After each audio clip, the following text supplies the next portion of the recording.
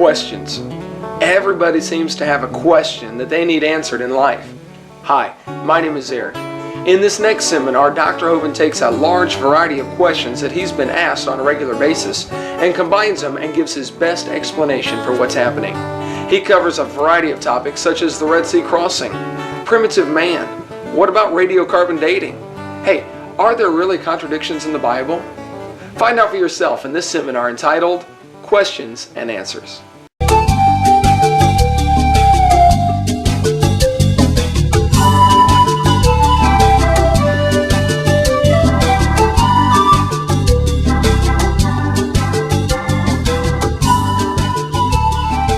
Thank you for joining us. My name is Kent Hovind. I taught high school science for 15 years, and this is going to be seminar part 7, question-answer time. If you've gotten this far, hopefully you've seen the first 6 because we will be covering new information. I taught science 15 years, and I cover information on the subject of creation, evolution, and dinosaurs. I take the position that the Bible is literally true, scientifically accurate in all details, and the evolution theory being taught in our schools is the dumbest and most dangerous religion in the history of planet Earth. We're going to be covering a wide variety of questions that I get during my Q&A time. Everywhere I go, I try to ask, teach for an hour or so and then have question-answer time. And I've heard most of the questions that come up in the last 17 years that I've been doing this. We'll be covering a wide range of things like how do we see stars billions of light years away? Have there any fresh dinosaur bones been found, not even fossilized yet? Why are there so few human bones found? What about the Bible codes? Why do you use the King James Version? Are there contradictions in the Bible? What about other religions? Could they be right? What about global warming? And where do the races come from? A whole bunch of stuff we're going to be covering as quickly as we can. There is much more information about all of these topics on our college class.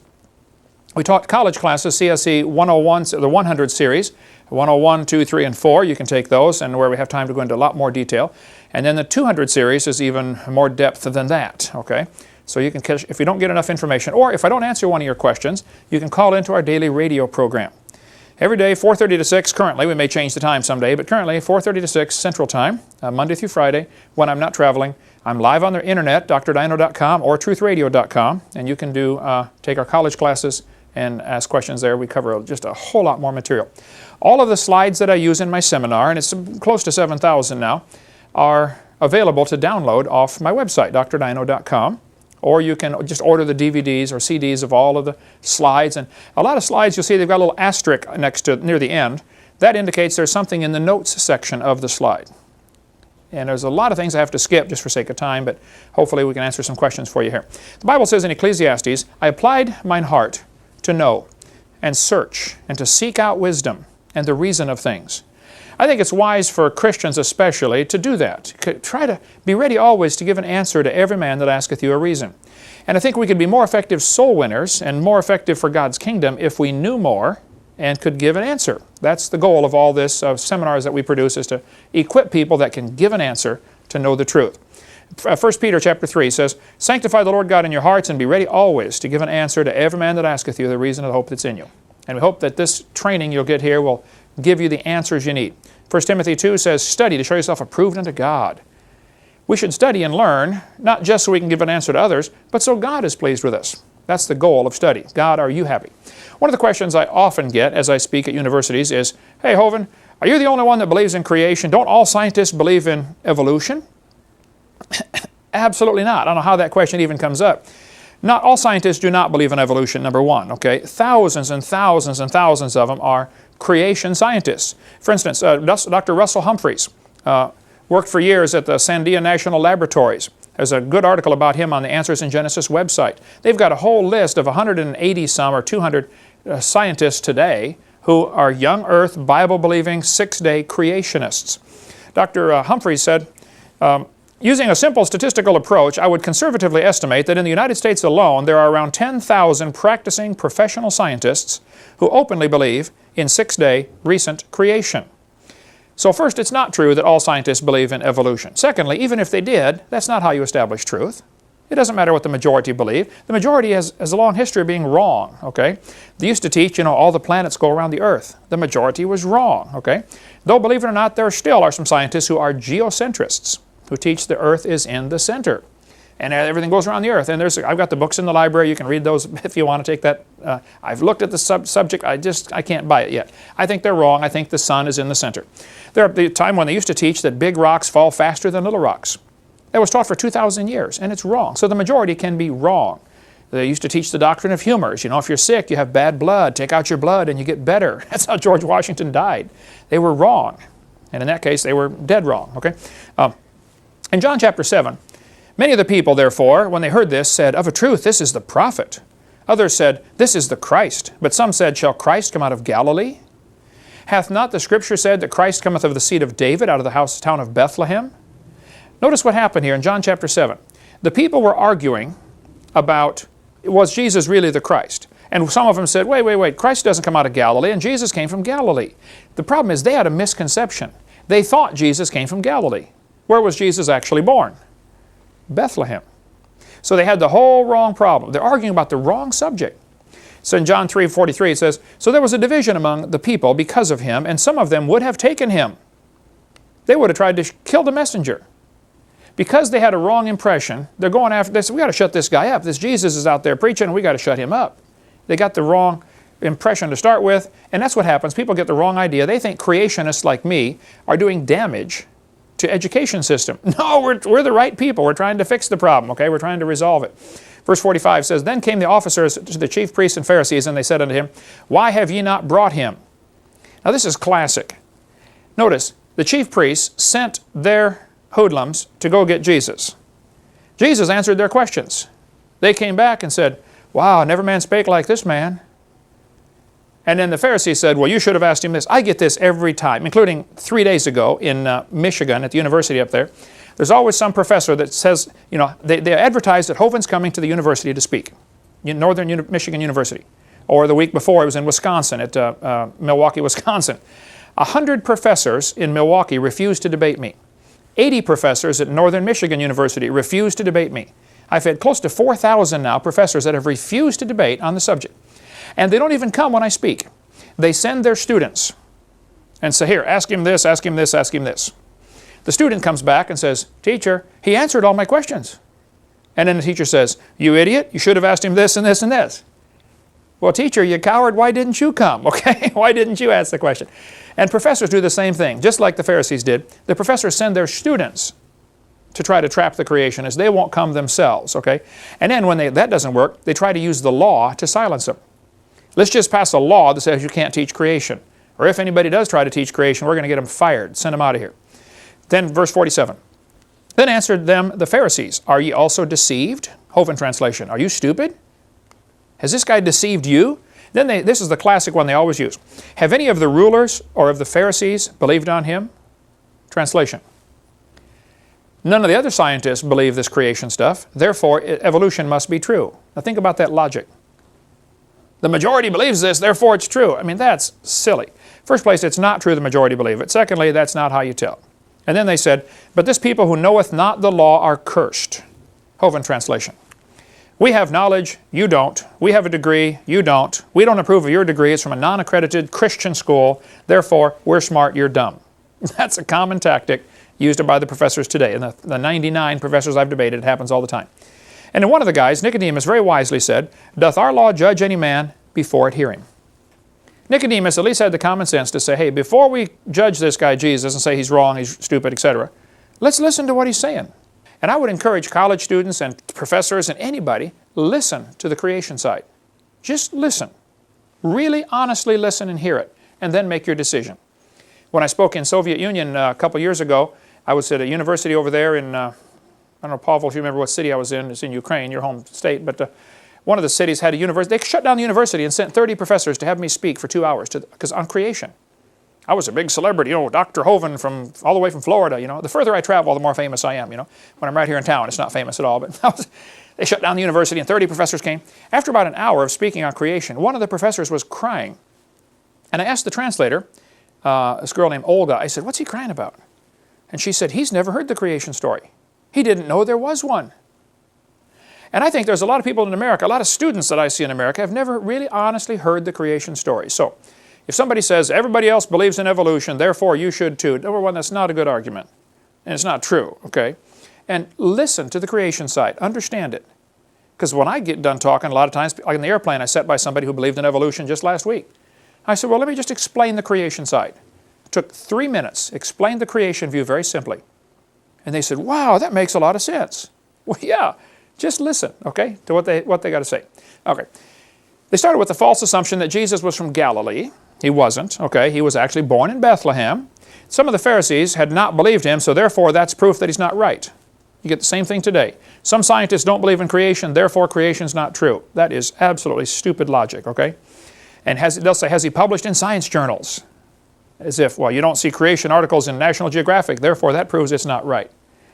Well, you didn't see many capitalist articles in communist journals 10 years ago either, by the way, you know. It doesn't prove anything's right or wrong. The majority can be wrong. The majority followed Aaron into rebellion. The majority voted not to go into the promised land in Numbers chapter 32. The majority followed false gods many times in the Old Testament. The majority of the leaders hated Jesus. The majority of the world hates Christians. The majority voted in Bill Clinton twice, for heaven's sake. I mean, the majority can be wrong, all right? Can be dead wrong. But it's not true that all scientists believe in creation. There's a book here by Robert Gentry. Robert Gentry is a good friend of mine from Tennessee. He is a very famous scientist who did work on the disposal of radioactive waste, nuclear waste. What do you do with this waste product? He would do research on the granites around the world. He discovered that as you looked at granites under a microscope, you find they got little tiny halos in them. Radiopolonium halos. We'll get into more of that later. But as soon as they found out that his research was proving evolution is not true, because he really proves the earth was never a hot molten mass. He never mentioned creation, never mentioned God, just purely scientific research. They published him in all the major journals until somebody said, wow, guys, Gentry's work is proving the Big Bang Theory wrong. They took away his funding and shut him off like a spigot. They persecuted somebody just because his work was not supporting the sacred cow, i.e. evolution. Roger DeHart was a science teacher at Burlington Edson High School near Seattle. He was told, they brought him into the office and said, you cannot tell your students about errors in the textbooks. All he was doing was bringing in current science journals. Here's a textbook that says the baby has gill slits, like we covered on video 4. DeHart would bring in a science journal, says, guys, I'm sorry, it says in the textbook on page 220 that the baby has gills. That's not true. Here's a current science journal. See, here's the evidence. He never mentioned God, never mentioned the Bible, never mentioned creation. He just said this textbook's not accurate, and they told him he couldn't do that. You can't inform your students that the book is out of date? That's the kind of persecution Christians get, or anybody gets, when they try to go against this evolution theory. Evolution is a carefully protected state religion. Just like communism was a carefully protected state religion when you grew up over there. You don't dare question it. Okay? Kevin Haley was a biology teacher in Oregon. He lost his job simply because he exposed errors in the textbooks. He told them, hey, this book's not right, there's a mistake here. They said, you're fired. Can't teach if you say there's errors in our books. Baylor University in Waco, Texas fired William Dembski in April 2000 simply because he told his students there might be an intelligent designer. They said, oh, you're not allowed to say that, so they fired him. This is Baylor. It used to be a Christian college, okay? Forrest Mims was a science writer for years. He wrote for many major journals, National Geographic, Science Digest, American Journal of Physics. He wrote for all kinds of articles for magazines. But then when he applied for a job at Scientific American, he was denied. They said, you can't work here because you are a creationist. Even though what he was writing on has nothing whatsoever to do with the subject of creation or evolution, they said, we don't want you on our staff because it would look bad if we hired a creationist. That's the type of persecution you get. Rod Levake was told, he told his students, I kind of doubt this Darwin theory is true. So they took him away from teaching biology and gave him another job. They said, we don't want you teaching biology because you might make our students doubt Darwin's theory. That's how it's protected. It's a religion. There's a teacher in Indiana, Dan Clark, his principal called him in, Ed Eller, or the superintendent, and said he could not introduce creation to his class. Now there's no law against teaching creation at all. There are no court cases that says you can't teach creation. They just said you can't be mandatory. But teachers always have the right to teach creation. But here's the problem. The law says you can teach it, the court says you can teach it, but your boss now says you can't. So he quit his job finally over that. He stood firm and said, look, I'm not going to bow to this one. He quit his job. Dean Kenyon wrote the book Pandas and People. He was a science teacher at San Francisco State University. He wrote this book and says it's a biology textbook, basically, a science textbook, that says, hey, you know, there must have been some kind of designer. This is so complicated, this is amazing. There must have been a designer. It doesn't try to get him saved or converted to be a Baptist or a Buddhist or a Catholic. It just says, look, there must be a designer. He was a tenured biology professor, San Francisco State University. He had written all kinds of books about evolution when he believed in it. Then he got converted and said, you know, I really doubt that theory is true. It doesn't work. And so they fired him. But he was tenured, so he sued them and got his job back, and they put him in as a lab assistant washing test tubes, stuff that, you know, the students do. He had to sue him again to get his real job back. Just because he said, I think there might be a creator to this universe. That's the type of persecution you get. When I spoke in Lubbock, Texas several years ago, they had a professor there named Dr. Dini, D-I-N-I, who teaches biology. He told his students, if you don't believe in evolution, don't come ask me for a recommendation to go off to medical school, because I won't give you one. He said, it was on his website for years. He said, if you don't believe in evolution, you'll never get a recommendation from me. Well, when I went to speak there in Lubbock, Texas, the students offered Dr. Dini $1,000 if he would debate me for 2 hours, and he refused. $1,000 for 2 hours. That's pretty good money, Leah. How'd you like to make $1,000 for 2 hours? I mean, he said no, he won't do it. The persecution that happens against Christians and against creationists in the secular school system is mind-boggling. What are they afraid of? So I say, well, it's not true that all scientists believe in creation, but many scientists that do believe in creation are afraid to say anything because they know the kind of persecution you're going to get. How many teachers were there in Ukraine that did not believe in communism but didn't dare say anything about it? You know, anybody, even if you don't even smile right at Stalin, he'd kill you. You know, you'd end up in the gulag someplace. That's the kind of thing that's happened in America, believe it or not. If a person doesn't support the evolution theory vocally and actively, they'll be banished to academic Siberia. They lose their grant money, they will lose their job. You know, it's sad.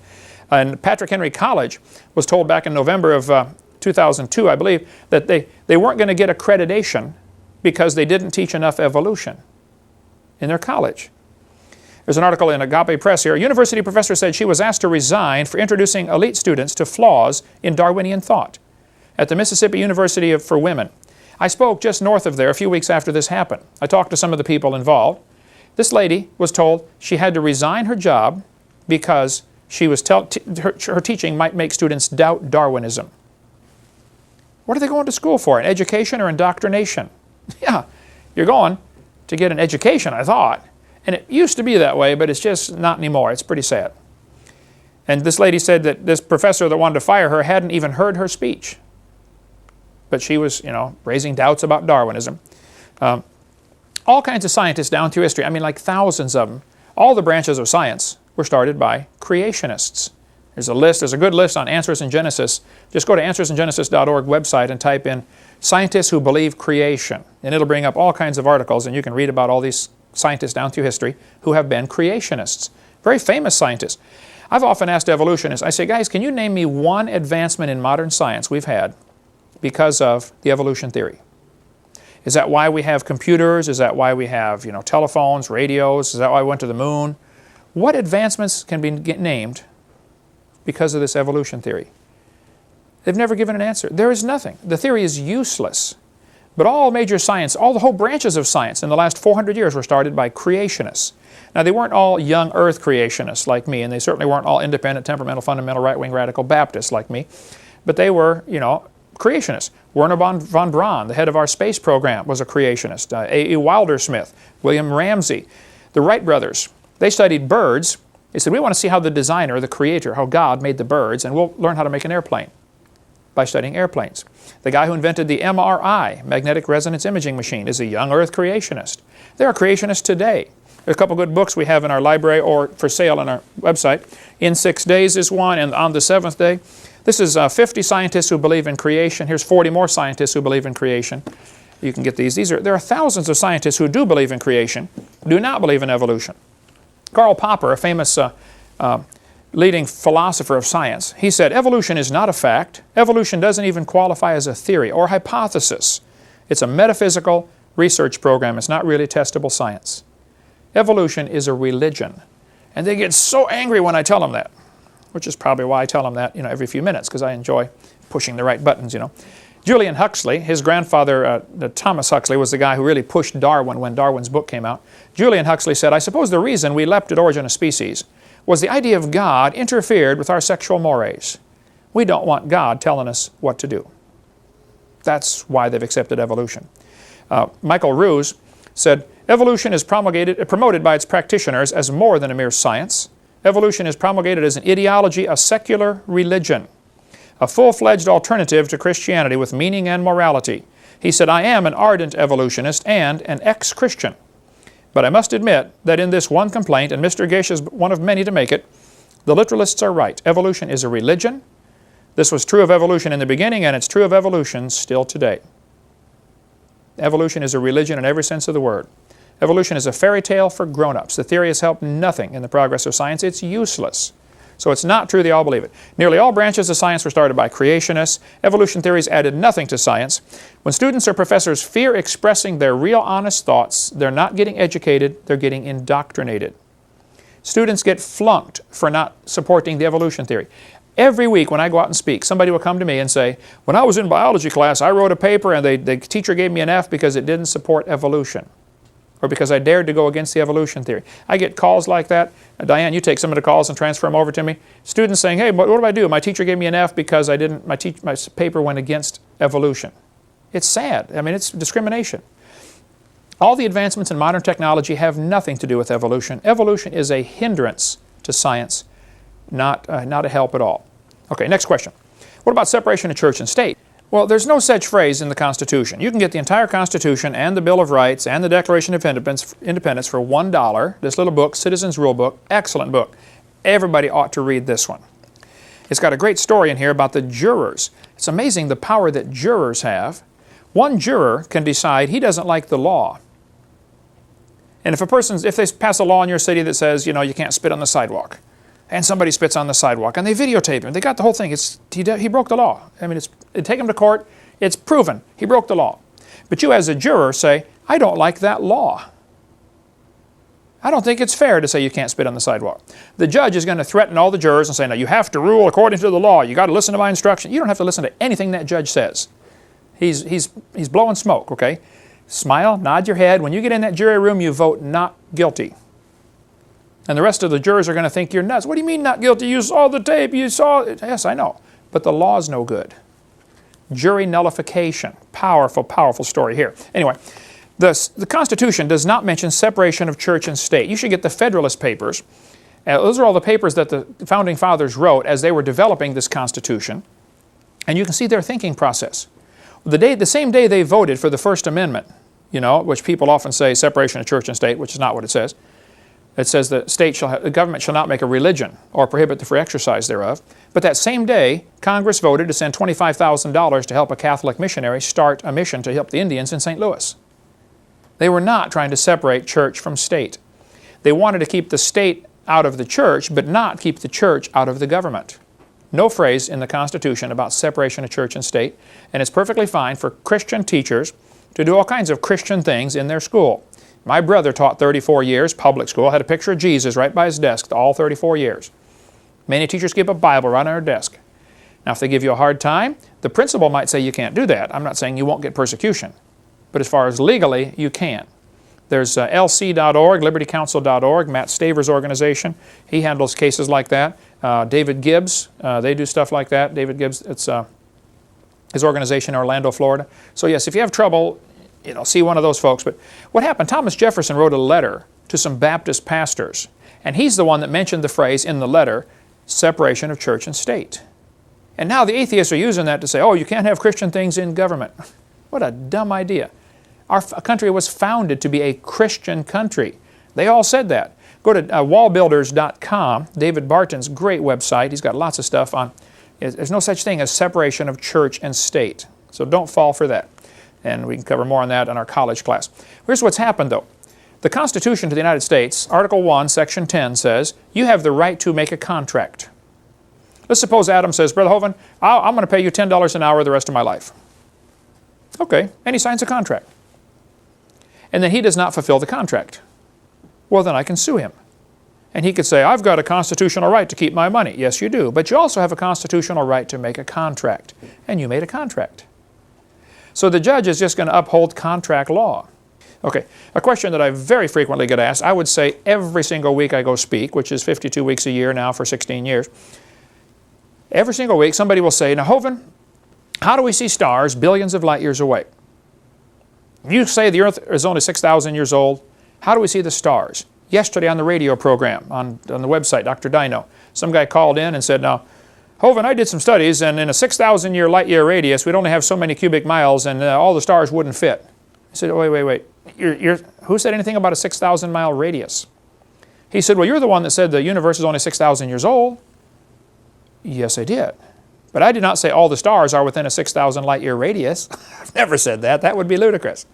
But how do we see the stars billions of light years away if the universe is only 6,000 years old? And I believe the Bible clearly teaches it's only 6,000 years old. And God made everything. Actually, He made the earth first in Genesis 1.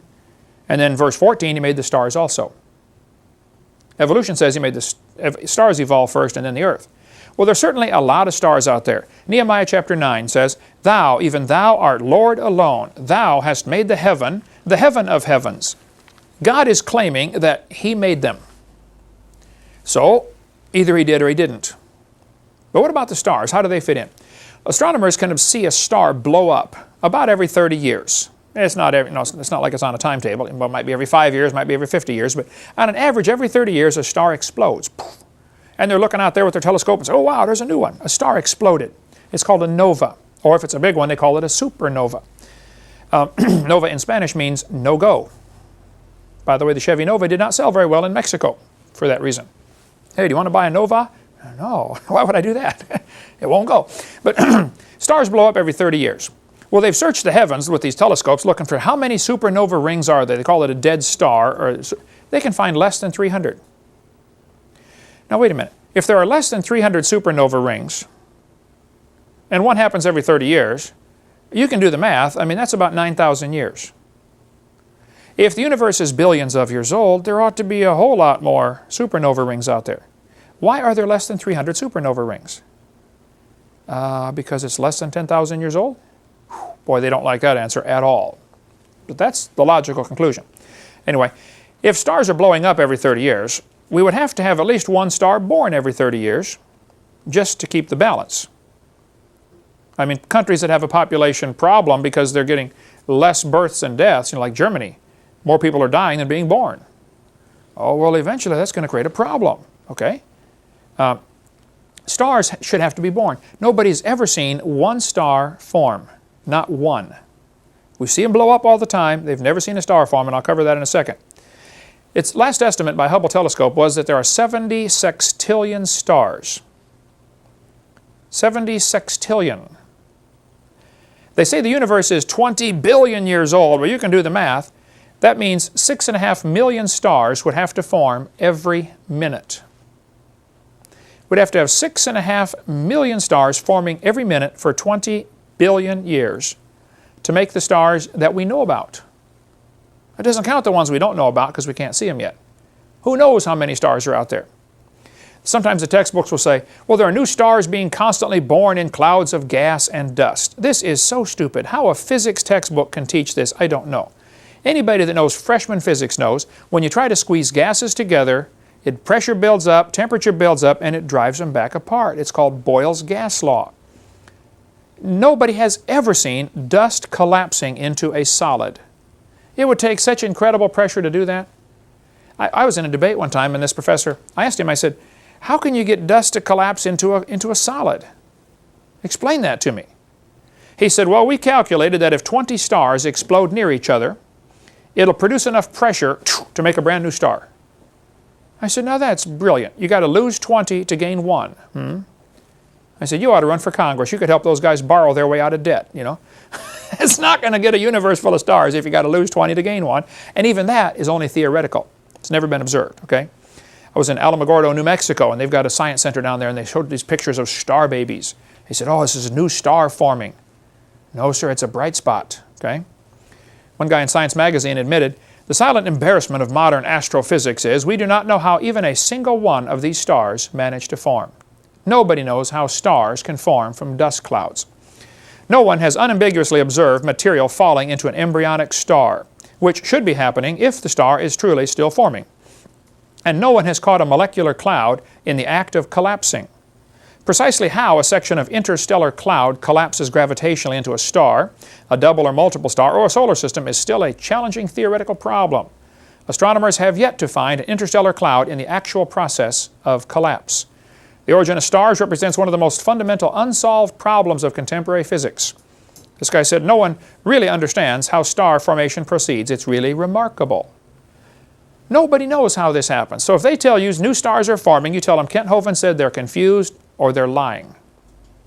Because nobody knows how it happens. There's not even a good theory how you could squeeze dust into a star, and there's certainly no evidence. But here's what happens. They see bright spots appear in the clouds. Or not in the clouds, in the dust clouds in space. They look at this Crab Nebula or Eagle Nebula, and they're staring at it, and all of a sudden one day a spot gets a little brighter. Oh wow, a star's being born. That's immediately their conclusion that a star is being born. I said, wait. Maybe the dust in front of it is clearing and the star was already there. Maybe it's a star blowing up. Maybe it's another supernova. Because that's what happens when stars supernova, they get really bright. They don't know that a star is forming. So don't let them tell you that we've seen stars form. Nobody has seen such a thing. All we do is we see them blow up, which is the opposite of what evolutionists need. Now, the Bible says in Genesis chapter 1, let them be for signs and seasons and for days and years, and He made the stars also. Here God is claiming He made the stars, and it says in Psalm, He counts the number of the stars. Not only how many there are total, but each one has its own number. So God will say, oh, this is star number 42 trillion, 718 billion. He knows the number of each one. And it says, praise Him, ye waters that be above the heavens, in Psalm 148. This is the only verse that says anything like this. Waters that be above the heavens. Now in Genesis 1, it talks about verse 6 and 7, water that be above the heavens. I believe when God first made the world, it was very, very different than what we see. Mostly land, instead of the huge oceans that we now have. Most of that water was in the crust of the earth. We covered that in video 2. But there was earth and there was heaven, singular. King James is the only Bible I'm aware of that gets it right in Genesis 1:1, where it says, in the beginning God created the heaven and the earth.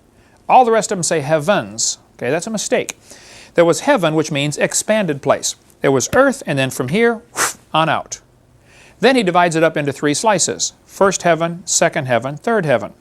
The first heaven is where the birds fly. Genesis 1 talks about that, verse 20 and 21.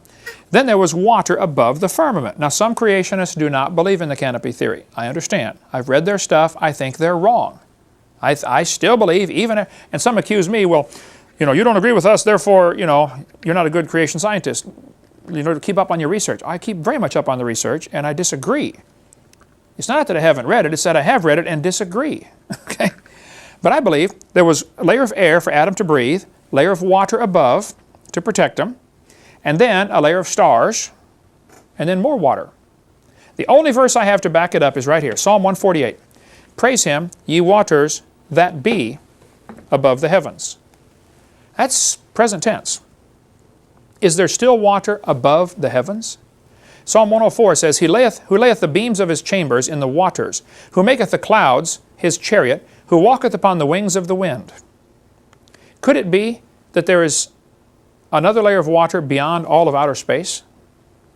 Maybe everything that we see as this universe, which looks like huge, maybe everything we see is inside water, a crystal, and God is outside of that, the third heaven, 2 Corinthians chapter 12.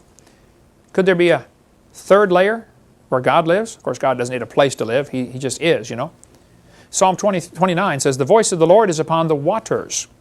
The Lord is upon many waters. Maybe everything that we see when we step out at night and say, wow, look at all these stars. Maybe the whole thing's a little snow globe on God's dresser, that He picks up and shakes once in a while. How you doing in there? I don't know. I like to think that way. But the Psalm 148, the waters that be above the heavens, people have often asked, hey, where's the last star? And once we find it, what's on the other side? I don't know the answers to those, but just a possibility is that there, according to the Bible, may still be water above the heavens. But there's a lot of stars out there. Hubble estimate was 11 trillion stars per person. That is 76 trillion divided by 6 billion people. Every one of you gets 11 trillion stars. What happened, they told the Hubble telescope to focus in on a dot. They found a dot above the Big Dipper, You can see the picture of it there. It is about the size of a grain of sand held at arm's length. And it was black. They said, we don't think there's any stars there. Let's focus in on that spot and see what we can find. They took pictures for 10 days straight, focusing in on that dot. After 10 days, there were more stars in that dot than they could count. These were brand new stars, never been seen before. Called it deep field, Hubble Deep Field. Looking up there saying, man, that's stuff we didn't know about. Assumption would be that it's that way all through space. Truly, the stars cannot be numbered, which is what the Bible says. They cannot be numbered. But how do you tell the distance to the stars, and how can the Earth be 6,000 years old and the stars be so far away? Fair question. Stephen Hawking said, stars are so far away, they appear to be just pinpoints of light. We cannot see their size or shape. How do we tell different types of stars apart? For the vast majority, there's only one thing we can see, and that is the color of their light. If you get the biggest telescope on Earth, this is not it, by the way, spotting scope, but if you get the largest telescope on Earth and look at the closest star, which is Alpha Centauri, 4.5 light years away, all you're going to see is a dot. If I focus this in on the sun, it'll start to get bigger and bigger, and you can actually see flames leaping off and see the spicules, and you can see color changes, and you can actually see features of the sun. When you look at a star, you never get to see that. Nobody has ever seen a star as far as any of the features of it. You get the biggest telescope on Earth, it's going to be nothing but a dot in your scope. All you can tell is, I said, that's a red one, that's a yellow one, that's a blue one. That's all you can see. So anything we do, we have to do based on assumptions just from the color. But how do you tell the distance to the star? Well, I taught high school trig for years, and if you guys had trig, you know how it works. If you have 2 observation points, you can calculate the third distance. You have to know it's solving a triangle. Trigonometry deals with triangles, so you sine, cosine, tangent. If you know one distance and 2 angles, or two distances and 1 angle, you can calculate the rest of the triangle using sine, cosine, tangent. Here's the problem. Earth is only 8,000 miles in diameter, which compared to star distance is 0. It's nothing. So if I'm looking at a star and somebody over in China is looking at a star, we are 8,000 miles away from each other, straight line through the Earth. That would be nothing. What they've done to enlarge the distance to look at a star, instead of just being opposite sides of the Earth is also going around the sun in this great big huge circle. We're going 66,000 miles an hour, and it takes us a year to go around. Great big racetrack. Well, the distance from the Earth to the sun is about 93 million miles, average. And that's a lot, but at the speed of light, it's not much. At the speed of light, it's 8 minutes away. It takes the sunlight 8 minutes to get to the Earth. So if we're 8 light minutes from the sun, the diameter of our orbit going around is 16 light minutes. So what we're going to do is we're going to look at a star in January, and then we're going to look at the star in June, and we have now gone halfway around this monster circle. And we're going to get 2 observation points to try to enlarge the base of our triangle. And it sounds huge. Man, that's 186 million miles. Well, it's still not much. A year has 525,000 minutes in a year. If this picture here showing the little yellow dot was the scale, if that yellow dot represented Earth's orbit, not the Earth's diameter, the orbit of the Earth, it's way too big for the picture. What we're going to do is try to show you the math involved here. If I had 2 surveyors setting up with their transits or telescopes, and they are 16 inches away from each other, and they're both looking at a dot 525,000 inches away, which is 8 1/3 miles. Would you agree that would make a rather skinny triangle? Let's go out in the parking lot and draw a triangle with point A and point B 16 inches apart, and point C 8 1/3 miles away. It's going to make a real skinny triangle. That is exactly the triangle you get when 2 people on opposite sides of Earth's orbit try to measure 1 light year. 1. Now, and I'm not sure you can tell exactly where you were 6 months ago. I think that would be a little stretch of the imagination to say, oh yeah, 6 months ago in January where were we? I'll give them that. I won't even argue that. I just would bring that up, for appeal, Your Honor, in case we need to. You can't know exactly where you were 6 months ago. But the angle you get with that is 0.017 degrees. Now let's imagine this. I want you to get two guys to set up their surveying transits. They're 16 inches apart, and I'm going to go put a dot 8 1/3 miles away, but they don't know how far away it is. They're both focusing in on the dot, and they see this dot out there. Here's the only information they have: the measurement between themselves, 16 inches, and the angle out of parallel.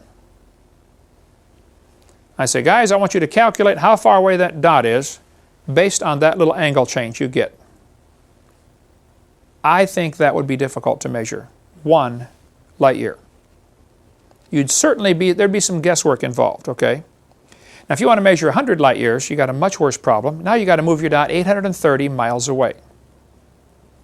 If we had two guys on the roof of this building here in Pensacola, Florida, 16 inches apart, and they're both focusing on a dot in Chicago, which is 830 miles away, but they don't know how far away it is, they're going to tell me how far away it is, based only on their angle of their telescope out of parallel. I would say that's impossible. Impossible. To measure 15 billion, no question that's impossible. I don't think you can measure 100 light years. Not with real numbers, not with real measurements, but this textbook says they can measure, parallax trigonometry can measure up to 100 light years. Okay, I doubt it, but I'll give them 100. I'll give them 1,000 if they quit crying, okay? The fact is you can't measure 1 billion. Simple fact. So here's some things to consider about starlight. It said in 2004 that the new SIM technology, Space Interferometry Mission, they hope to get where they can improve the distance of measuring to stars. And they say this accuracy will enable SIM to determine stellar distances to 10% accuracy out to a distance of 482,000 million miles. That's 82,000 light years. And then it says, this is an improvement of several hundred times over what is possible today. Well, now wait a minute. If they're going to improve it several hundred times, and it ends up being 82,000, what's 82,000 divided by several hundred comes out to be several hundred. Apparently they're admitting they can only measure several hundred light years, which I would agree. I mean, I would say that's even a stretch, but I'll give them several hundred. They can't measure billions, is the point. So when you students in school get taught, oh, that star's 14.629 billion light years away, I don't believe you. I don't believe you at all. It might be, but you can't prove that. They're making up a story. With SIM technology, they hope to finally be able to get out to where they can measure most of the way across our galaxy, and we're in it. We can't even measure across our own galaxy, let alone these distances to other galaxies. So I think we should look at the stars and say, wow, what a mighty God we serve. Instead of going out there and say, well, we know how far that way it is, we know it evolved. I mean, it's just that egotistical attitude some of these atheists get that makes you want to slap them in the face like, man, why don't you serve God? Look what He made, Here's the things to consider concerning starlight. Then we'll take a break. Number one, we cannot measure these great distances. It just cannot be done. Number two, nobody knows what light is. They call it a wave or a photon or a particle. We know what it does. We use it all the time. But actually, give me a jar of it and paint it red. Nobody knows the substance of it. What is light? And we sure don't know that it always travels the same speed all through time or space. The entire theory behind a black hole is that light can be attracted by gravity.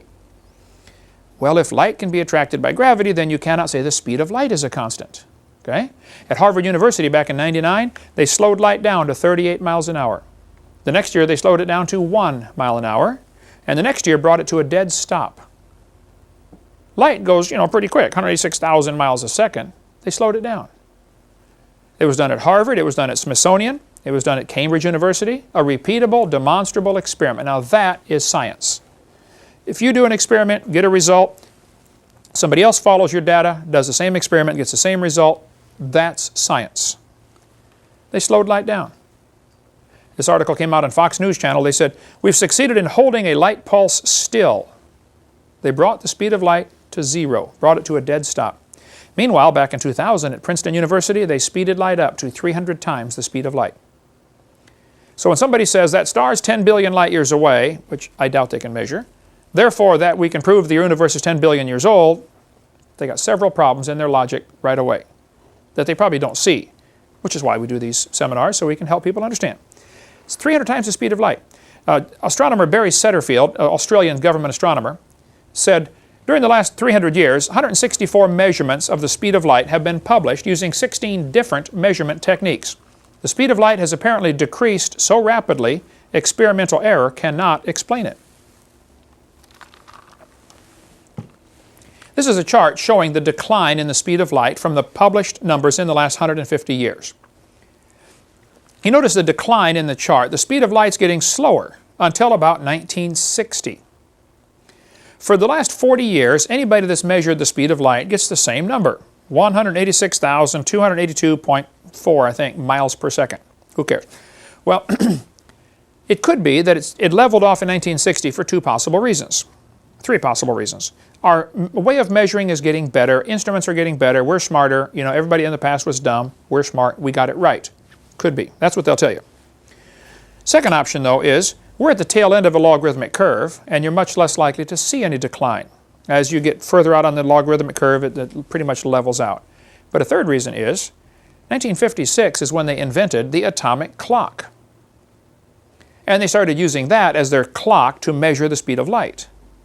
Well, now, wait. The atomic clock is based on the wavelength of a cesium-133 atom. So the clock is based on the speed of light. Now, if you have a clock based on the speed of light and you're measuring the speed of light with it, if the speed of light changes, you're never going to catch it with that clock. It's like watching two twins grow next to each other. Well, neither one's growing. Well, duh. You got a rubber ruler problem here. Clear back in '87, they said the speed of light was 10 billion times faster at time zero. There must have been a faster speed of light. There have been articles from the 80s, 90s, 2000s saying, look, the speed of light is not a constant. They said no physical law prevents anything from exceeding the speed of light. In two published experiments, the speed of light was apparently exceeded by as much as a factor of 100. The Big Bang Theory requires a much faster speed of light. Dr. Magluocchio, however you pronounce his name here, I got his book on the table. He says, a shocking possibility is the speed of light might change in time during the life of the universe. Could it be the speed of light was faster? Here's an article in the newspaper said, speed of light may have changed over history, study says. Winnipeg Free Press, nothing's reliable, not even the speed of light. We have shown that a time-varying speed of light could provide a resolution to well-known cosmological puzzles. One of the mysteries of a decaying speed of light seems to be able to explain why opposite extremes of the cosmos that are too far apart to have been in contact with each other appear to obey the same rules of physics, and even about the same temperatures. It would only be possible for light to cross from one side to the other if it traveled much faster than today, moments after the universe was created. Is the speed of light really a constant? There are articles here in Reuters News Service, the speed of light may not be a constant. I have dozens of articles like this in the last 15 years, and this will be much more detail in our college class about the speed of light. So don't let somebody tell you the speed of light is a constant. We don't know that. Big article came out in Discover magazine, says, was Einstein wrong about the speed of light back in 2000? They said, yeah, Einstein was wrong. The speed of light is not a constant. There's the book by the Italian scientist, I'm assuming he's Italian. It says, look, the speed of light is not a constant. And there have been many articles published about this. You can read them for yourself. I'll flash through them quickly here and you can get the details. So the third thing to consider, the creation was finished when God made it. Not only can we not measure those distances, not only is the speed of light not necessarily a constant, the creation was done. See, Jesus made wine out of grapes that never existed. He missed all that time. Instead of going from the water in the ground, through the plant, into the grape, squeeze it, make the wine, now drink it. No, Jesus turned the water straight to wine. What happened to all the intermediate steps? God can bypass all that. He doesn't need any of that. Okay? I ask people the question, how old was Adam on day 6? Anybody know? How old was Adam on day 6? 0. Did he look 0? No. He looked 52. 53 next month. But he looked perfect top, physical condition. God didn't make 2 babies and put them in the Garden of Eden and hand them a package of seeds and say, here, plant these quick. You're going to need supper. It has to be a full-grown man, full-grown woman, full-grown garden. They got to have supper like tonight, Better be something hanging on the tree ready to eat. Even if you plant a tree, you're going to take 4 or 5 years to get fruit off it. So the creation had to be mature. A fourth thing to consider about the speed of light question. A light year is a distance, it's not a time. It's a distance. And since the speed of light is not proven to be consistent, why would star distance have anything to do with the age of the universe? Now, I am not saying, and have never said, all of the stars are inside of a 6,000-mile radius of the Earth. That is not what I say. I don't know any creationist that teaches that. So when they say that, they're setting up a straw man, you know, knocking it down. They're lying, basically. The stars probably are billions of light years away. They probably are. We just can't measure them, that's all. I like this article in the Discoverer. It said, how do scientists measure the age of stars? They said, well, we can find the absolute ages by comparing a star's color and brightness with those in stellar evolution models. What? We can tell how old it is by how old we think it is. That's exactly what they're saying right there. That's dumb, okay? Now, I think everybody's asking the totally wrong question. Everybody's saying, how did the light get from the star to the Earth? They're asking the wrong question. 17 times in the Bible, it says God stretched out the heavens. Well, if He stretched out the heavens, they're asking the wrong question. It's not how did the light get from the star to here, but how did the star get from here to there?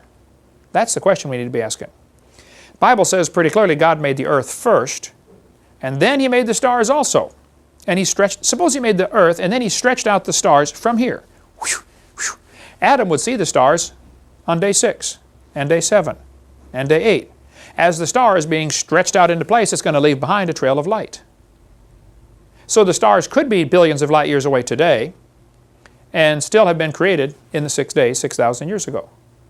Russell Humphreys has a book which I read, and I just have to say, I didn't understand it, all of it. He's really, really smart, but it's a good one on starlight and time if you want to get more on that. I don't know that I agree with his premise. I think he starts with the assumption the speed of light is a constant. Now, how do we explain that? And they get into this warped space and bent space stuff. I think it's much simpler. The speed of light's not a constant, and God made things and stretched them out into place. So, if that stretching took place, maybe that explains why we have a red shift. And we'll cover the red shift question in just a minute after the break.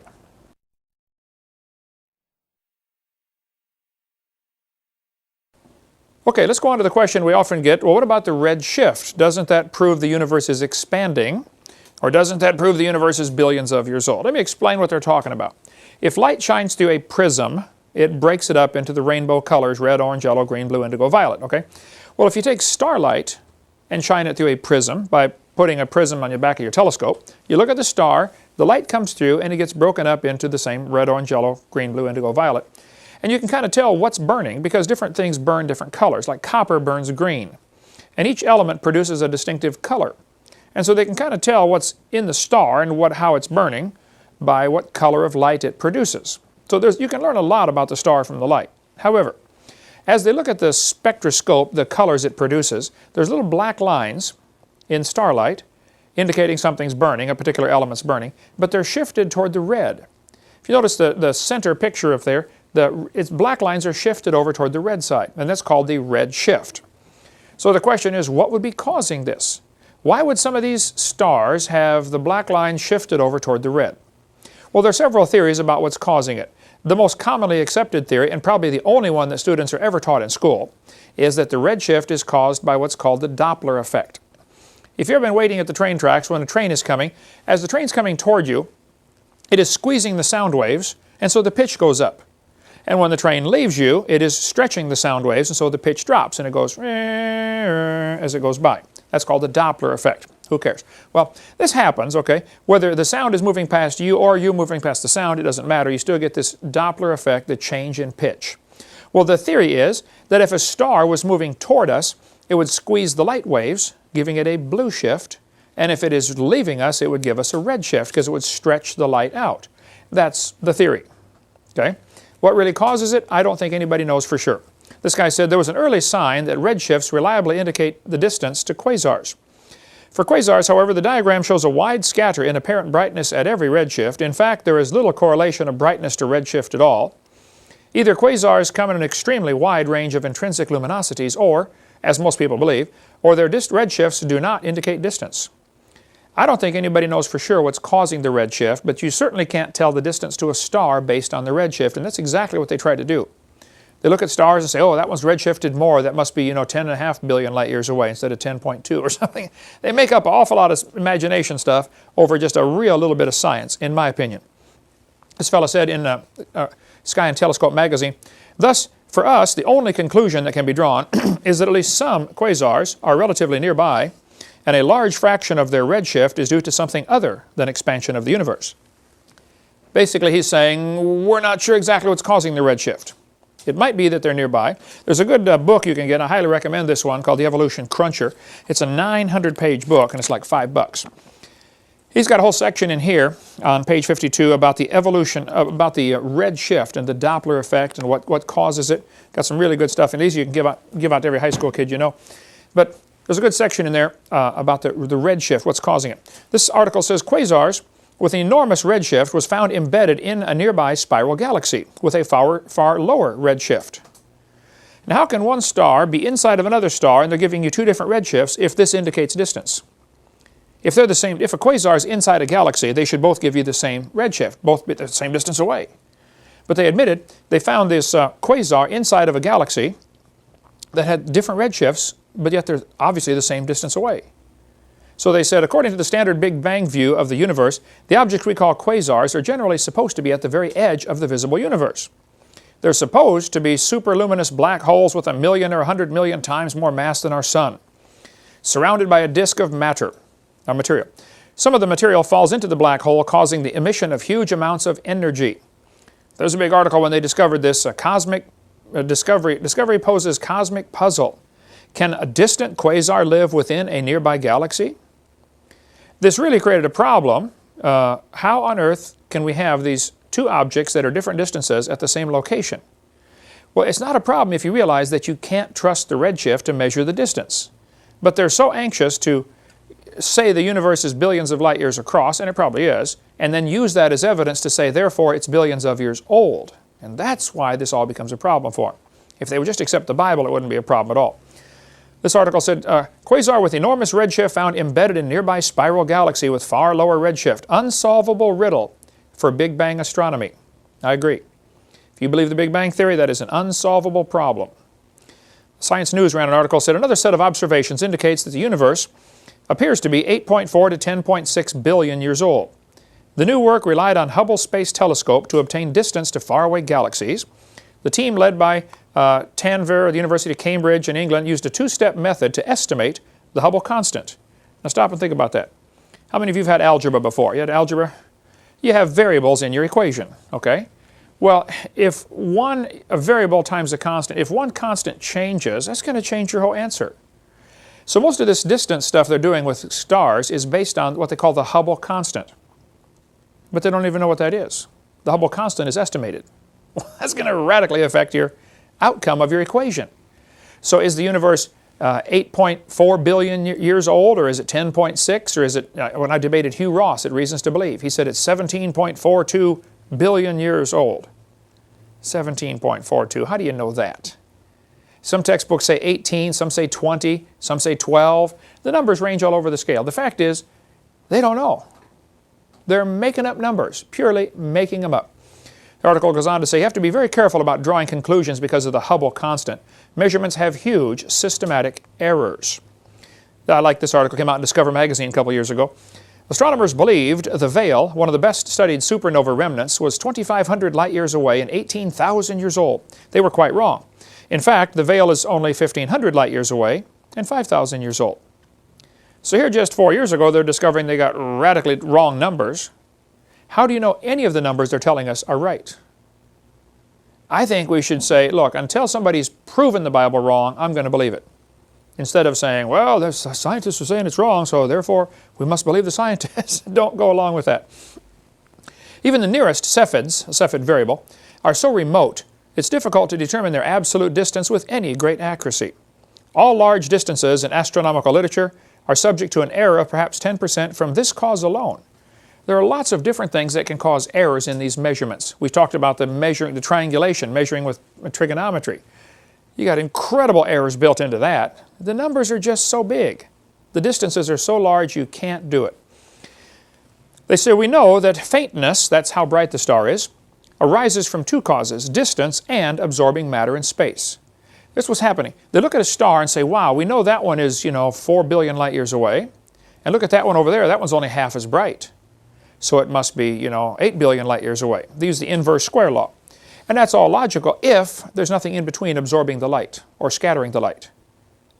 Just because a star is dimmer doesn't necessarily mean it's farther. It might be something's in between, a dust cloud. Outer space is full of all kinds of stuff. Anyway, the guy admits it's not generally possible to apportion it between the two. There's more about Halton Harp and what happened to him, the persecution that happened to him because he dared to question the redshift. All he did was expose the problems with it. He said, guys, that redshift has problems. Oh, well, then you're fired and you get out of here and don't you ever come back, till you repent.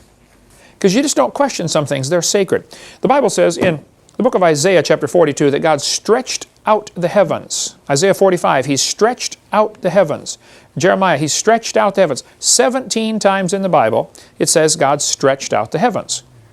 Now what does that mean? Well, I would guess it means He stretched out the heavens. Okay? I don't know that anybody knows, but here's a couple of options of what may be causing this redshift. Keep in mind, the redshift is probably the only bit of scientific data that is used to support the Big Bang Theory. They look at the stars and say, wow, redshift, redshift, redshift, all these stars are moving away. What does that mean? Oh, that means they used to be all in one spot. So the evidence for the Big Bang is the redshift. And the Big Bang's got to be one of the dumbest theories in the history of humanity. Here's some things that might be causing the redshift. It could be the stretching from the creation. If the stars are moving away because they're being stretched out or were stretched out, that would cause a redshift. It could be the light's getting tired. I get tired. I don't know if light does or not.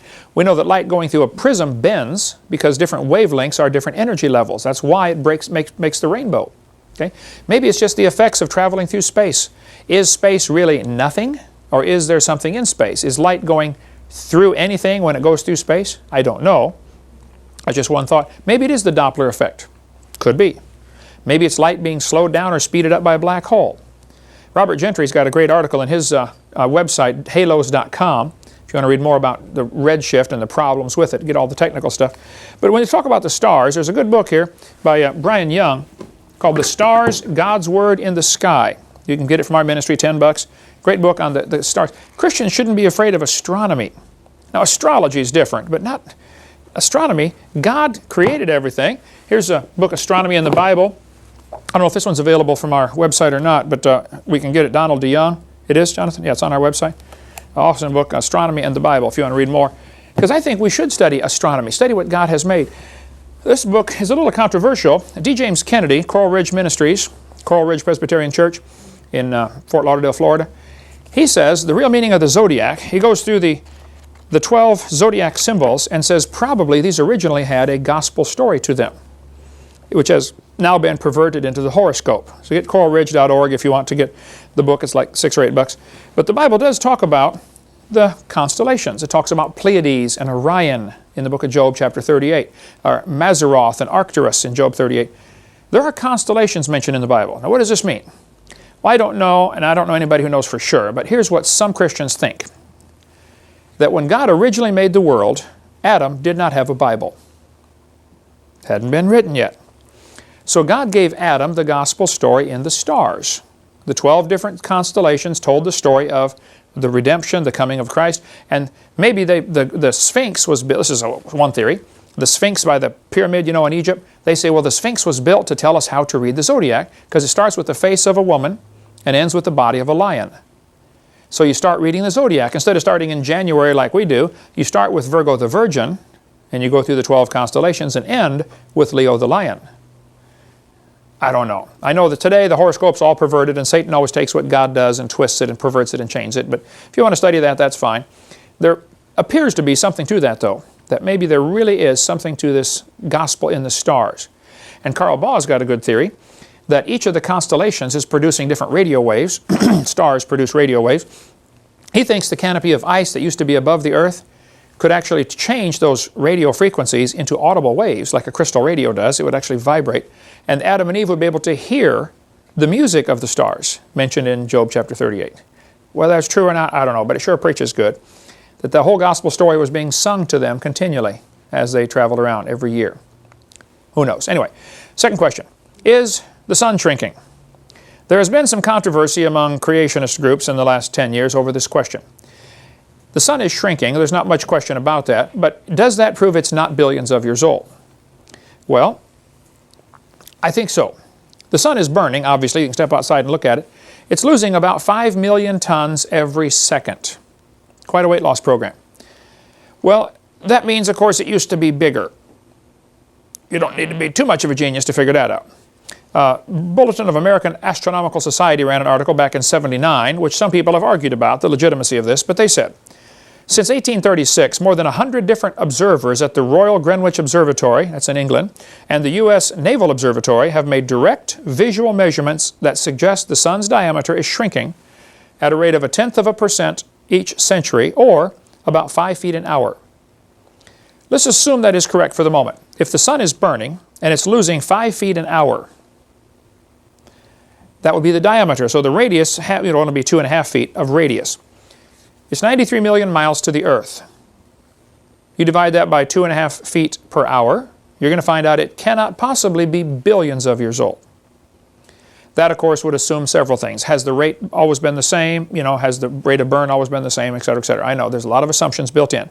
But I think we could all agree the sun is burning. I think we could all agree it's getting smaller. Several indirect techniques also confirm the sun is shrinking, although these inferred about 1/7 as much from Science magazine. Here's a chart showing the graph of what has been observed, written down. I mean, they look at the sun, they measure the diameter using trigonometry, and it's close enough to work that way, that they measure the numbers and say, wow, the sun's diameter, polar and equatorial, is shrinking. Now, I know the sun oscillates. It swells and contracts and swells. It's burning like a marshmallow, But generally, you can see from the graph, it is losing diameter, losing size. Well, if you go back billions of years, you would assume this would make a problem. If the sun were bigger, it would pretty soon absorb Mercury and then Venus and then Earth. I don't know how far back it could have to go. And I think Christians would be wise to not put a number on it. Don't say, well, 18.6 million years ago this would happen. Because what happens, the atheists then argue about the number and they miss the whole point. They miss the concept. The fact is, guys, it's burning. It used to be bigger. This creates a problem for your theory. The bigger problem, though, than just the size of the sun is the mass. Gravity is directly proportional to how heavy the objects are, the mass of the object. If the sun were more massive, gravity would be stronger, and that's going to start sucking planets in, drawing them out of their orbit. So yes, the sun is shrinking, and I think it creates a problem for those who want to believe the universe is billions of years old. I wouldn't put a number on it, but it certainly makes a problem somewhere. Now, Danny Faulkner, as an astronomer at University in South Carolina, he's a good friend of mine, been down here to do some taping with us when I debated Hugh Ross. He's got a great article, it's kind of long on his website, but he says, The Young Faint Sun Paradox and the Age of the Solar System by Danny Faulkner. You can go to his website and read about that. But he says, because the sun, if you go back in time, would have been dimmer, this creates a problem. How can plants have survived with the changing brightness of the sun also? Evolutionists maintain that life appeared on the Earth about 3.8 billion years ago. Since then, the sun would have brightened 25%. Well, if the sun is 25% brighter now than it was then, how could plants have evolved? It goes through some good legitimate points here. The faint young sun paradox is a problem for those who believe in evolution. He says the logical conclusion he comes to is it's not billions of years old. Of course, the other astronomers say, oh, that's not possible. Of course, it's billions of years old. Of course it is. They don't like that idea. Okay, what about carbon dating? I get asked this question all the time. Jonathan spent $70 to get this book, right? And the new one's out, and it's $80 now? $80. $80, okay. Radioisotopes in the Age of the Earth, the RATE project, R-A-T-E. I am sure not the world's expert on carbon dating, but I think I can explain things. I'm a teacher. I can explain it as best I can. That's what a teacher's supposed to do. Take the complex and explain it where the average person can get it. And say, since I operate about 4th grade level, I got to understand it myself first so I can explain it. Let me explain how carbon dating is supposed to work, and then tell you the serious problems with it. Carbon dating was not invented until 1949, in the last 60 years. So when they started telling the kids the Earth is billions of years old, back in 1830, They didn't tell them because of carbon dating. They never thought of carbon dating, never been heard of, okay? Why were they teaching the Earth is billions of years old 160 years ago? Well, because they needed billions of years to make their theory look good. That's why. I mean, if I told you a frog could turn into a prince if you kiss it, you'd all say, well, it's a fairy tale. But if I told you, hey kids, the frog can turn to the prince if you wait billions of years, oh, maybe so. Now it becomes believable. No, it's still a fairy tale. It's a stupid idea. But the geologic column is where it all started.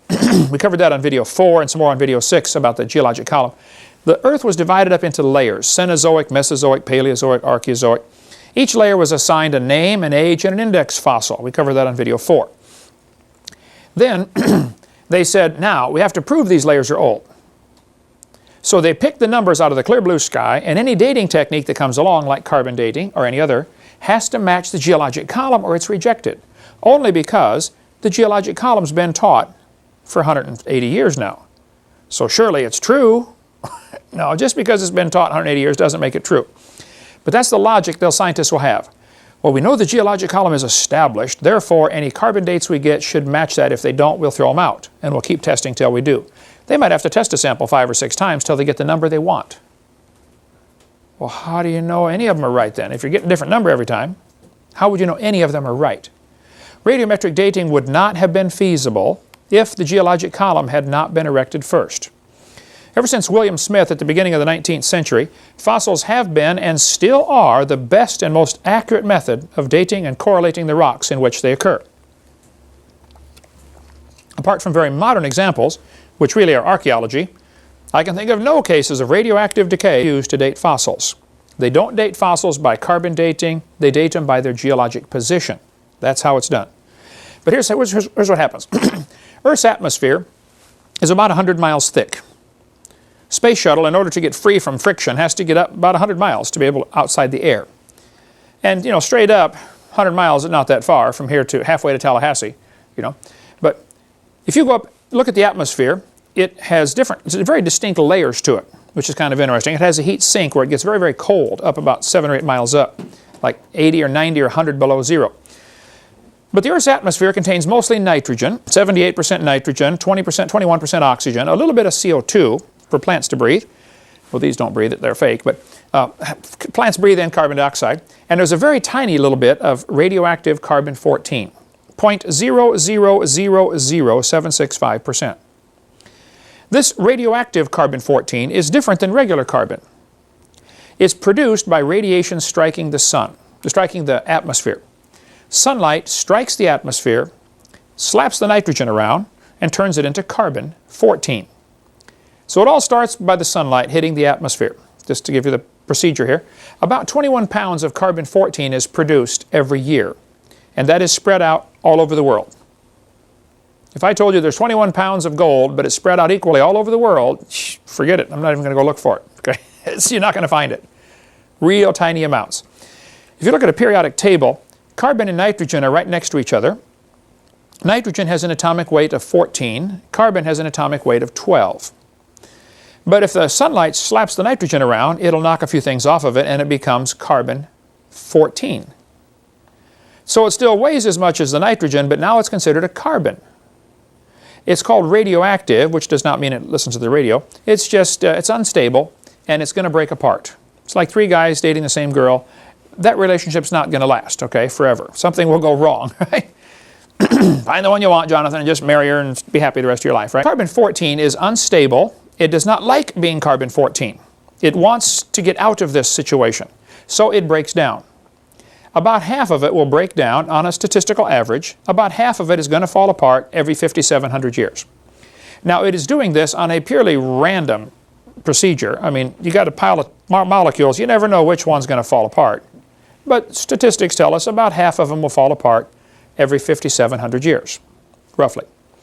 Now, while it is carbon-14, it's floating around in the atmosphere, like the rest of the carbon, and it latches onto oxygen, like carbon often does, and becomes carbon dioxide.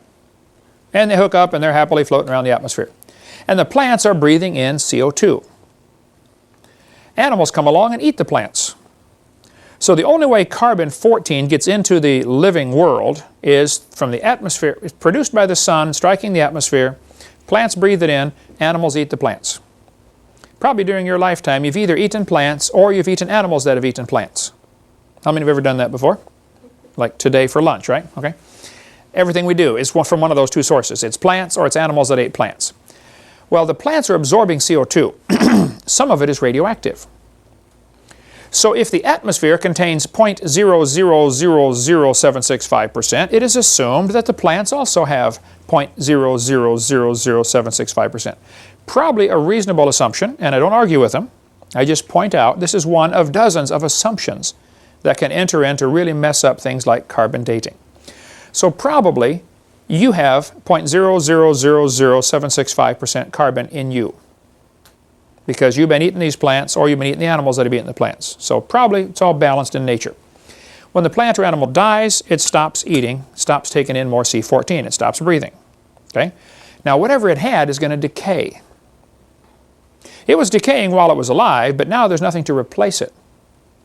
So what they do is they compare the amount of C14 in the fossil with the amount in the atmosphere and say, wow, this fossil's only got half as much. Therefore, it's been dead for one half-life, 5,700 years. Because it continues to decay after it died, but now it can't be replaced.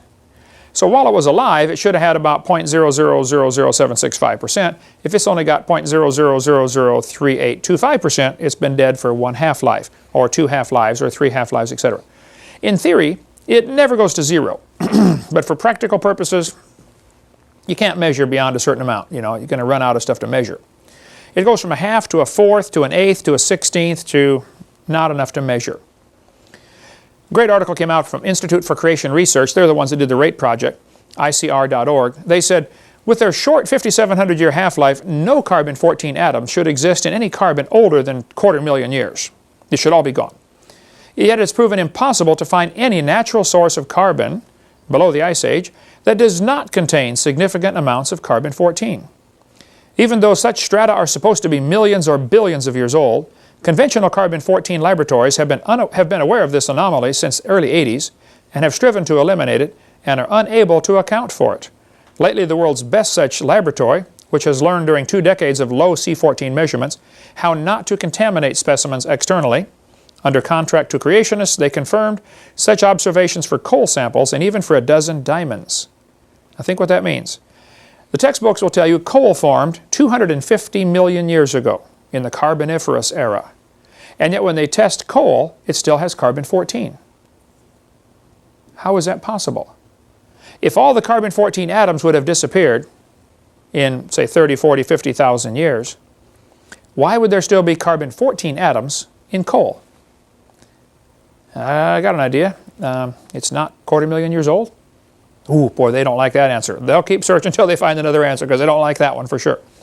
And diamonds, which they say, you know, formed millions and millions of years ago, you know, they still have carbon-14 in them. And it's not possible to contaminate one of those things. I mean, it's the hardest substance we have. So how do you get carbon-14 in diamonds? And when did diamonds form? Well, I'm not sure when they formed. I know Superman makes them in a few minutes. You know, take a piece of coal, squeeze it, he's got a diamond to give to, what's their name, you know, but olive oil. And so, they've learned today, just in the last 20 years, I guess, how to make diamonds that are just indistinguishable from natural diamonds. High pressure. They've been doing it for years, making artificial diamonds, but they can't get them very big. Now, just I think in 2005, they were able to get big diamonds with a synthetic process. They do it with pets and loved ones. Take your pet, that's right, burn the body, cremate it, press right into a diamond, and you can wear your dog the rest of your life, you know, or something, or your ex-wife, you know, or whatever. I don't think I'd want to do that. We were talking about that on the radio yesterday. Anyway, the guy said these diamonds even have carbon-14. It says this cannot be contaminated. Those constitute very strong evidence the Earth is only thousands, not billions of years old. Now, the RATE Project book is difficult reading, heavy reading. Jonathan, you're awful smart. How far did you make it through the book? About halfway right now. About halfway, and it's taken you almost a year. Yeah, it's heavy reading. If you want the simplified, you know, don't go down quite so deep version, this one is excellent by Donald DeYoung, Thousands, Not Billions. He kind of summarizes in real English what they said.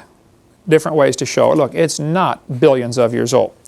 But the carbon dating assumptions need to be pointed out. They'll say, well, we know carbon decays at a certain rate. And so we know if it's only got half as much, it's half as old.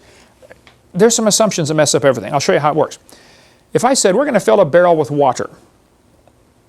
So I hand Leah the hose. Here, Leah, fill this barrel with water. But what you don't know is I have drilled holes in the barrel. While you're putting it in, the water's leaking out. It's kind of like your checkbook. You know, you keep putting it in and it keeps leaking out someplace, right? How many discovered that as you live along? Got the ring, Jonathan? You're discovering now, right? Well, the Earth's atmosphere is kind of like this barrel. It's always getting brand new carbon-14, 21 pounds every year, being put in. And it's always leaking out through decay. So the question would be, how long would it take to reach a stage called equilibrium? Now with a barrel, you can actually do the math and calculate. If I'm going to put in, a certain amount of water per minute and a certain amount per minute leaks out, when will I reach equilibrium and where? That can all be calculated, with a little bit of math. And with the atmosphere, they said, well, when would the atmosphere reach equilibrium? So the guys who invented carbon dating in the late 40s said, I wonder about this Earth's atmosphere reaching equilibrium. They did a bunch of studies on that and said, now if we took a brand new planet Earth, created it from scratch, poof, got it going around the sun, how long would it take to reach this equilibrium point in the atmosphere where the production rate and the destruction rate is the same? And they determined it would take about 30,000 years to reach equilibrium. I'm not sure how they did all that. You could probably see some of the rate scientists and figure that out. But then they made two mistakes, in my totally unbiased opinion. They said, number one, we know the Earth is millions of years old. Mistake number one. Number two, they said we can ignore the equilibrium problem because we would have passed that point 30,000 years ago. Did you know they've discovered the Earth has still not reached equilibrium? Radiocarbon is still forming 30 to 40% faster than it's decaying. Now think about that. If radiocarbon is still forming faster than it's decaying, that means the Earth is less than 30,000 years old, number one. And number two, you can't carbon date anything. Because you'd have to know when it lived so that you could calculate when it lived. You would have to already know when it lived to figure how much carbon-14 was it breathing at that time. Doesn't work. There's a website, www.archi.org. He's got more stuff on the Earth has not reached equilibrium, if you want some articles there, by Ron Cooper. But this is a calibration curve. If an animal is still alive, it should give you about 16 clicks on your Geiger counter per minute per gram. If you're only getting 8, you say it's been through 1 half-life, or 4 clicks, or it's been through 2 half-lives, or 3 half-lives, etc. This is called a calibration curve. In theory, it sounds like it should work, but there are several real obvious assumptions, and I don't know how they don't see it. Suppose you walked into a room and I said, I want you to tell me, here's this candle burning on a table, when was it lit? Find out it's 7 inches tall. I say, well, that won't tell me anything. Now we've got to measure how fast it's burning. We measure the candle for a while, we get an Olympic stopwatch and we get it down to the nearest 40 bazillionths of a second, okay? And we all agree the candle is burning 1 inch an hour. Here's our two facts. 7 inches tall, burning 1 inch an hour. When was it lit? Mary, can't figure it out? Nobody can figure it out. Unless you make some assumptions. Assumption number one, how tall was the candle? And assumption number two, has it always burned at the same rate? Neither of those can be known. If you find a fossil in the dirt, the amount of carbon can be measured, the rate of decay can be determined. I don't argue with either of those. How much was in it when it lived? I don't know. Has it always decayed at the same rate? I don't know. Has it been contaminated, sitting there in the ground for all these millions of years? There's no way to know those things.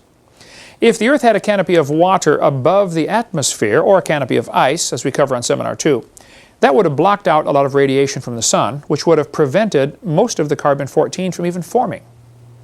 So animals that lived before the flood would have lived in a world with much less carbon-14 to begin with, maybe none, but certainly less. And when we dig up the fossil that's been buried for 4,400 years, let's say it started with 4, where today we start with 16. We dig it up 4,400 years after the flood and say, wow, here's a mammoth that got buried, and it's carbon dated. Well, we're assuming it started at 16. When we test it and find it's got 2, we're going to say, oh, it's been through 4 half-lives, when it's actually only been through 1 half-life. Which is why it never works. When they first invented carbon dating, 1949, Willard Libby, they did some testing and they said, the lower leg of a mammoth was 15,000 years old, but the skin was 21,000. How can two parts of the same animal be different ages? Quite obviously, we know one of the numbers is wrong. So how would you know either of them are right? And if either one's right, how would you know which one? I see no way to tell. Well, let's see if it's getting better. 14 years later, they tested a living mollusk, a clam, and it was 2,300 years old. Still alive. In 1970, at the Nobel Symposium, they said, if a carbon date supports our theories, we put it in the main text. If it does not entirely contradict them, we put it in a footnote. If it's completely out of date, we just drop it. You mean they can pick and choose any numbers they want? Exactly correct. If the number doesn't fit what they expected, they throw the number out. 1971, freshly killed seal was 1,300 years old when they carbon dated it. Troubles with carbon dating are undeniably deep and serious. Despite 35 years of technological refinement and better understanding, the underlying assumptions have been strongly challenged and warnings are out that radiocarbon dating may soon find itself in a crisis situation. Continuing use of the method depends on a fix-it-as-we-go approach, allowing for contamination here, fractionation there, and calibration wherever possible. It should be no surprise then that fully half the dates are rejected. Did you follow that? Out of thousands of carbon dates that have been carbon dating times that they've done it, half of the numbers are thrown out. How do they know they're wrong?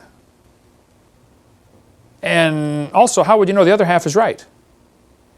If half your test results have to be thrown out, it ought to raise red flags in somebody's brain. Wait a minute. This is stupid. What are we doing? We're wasting our time here.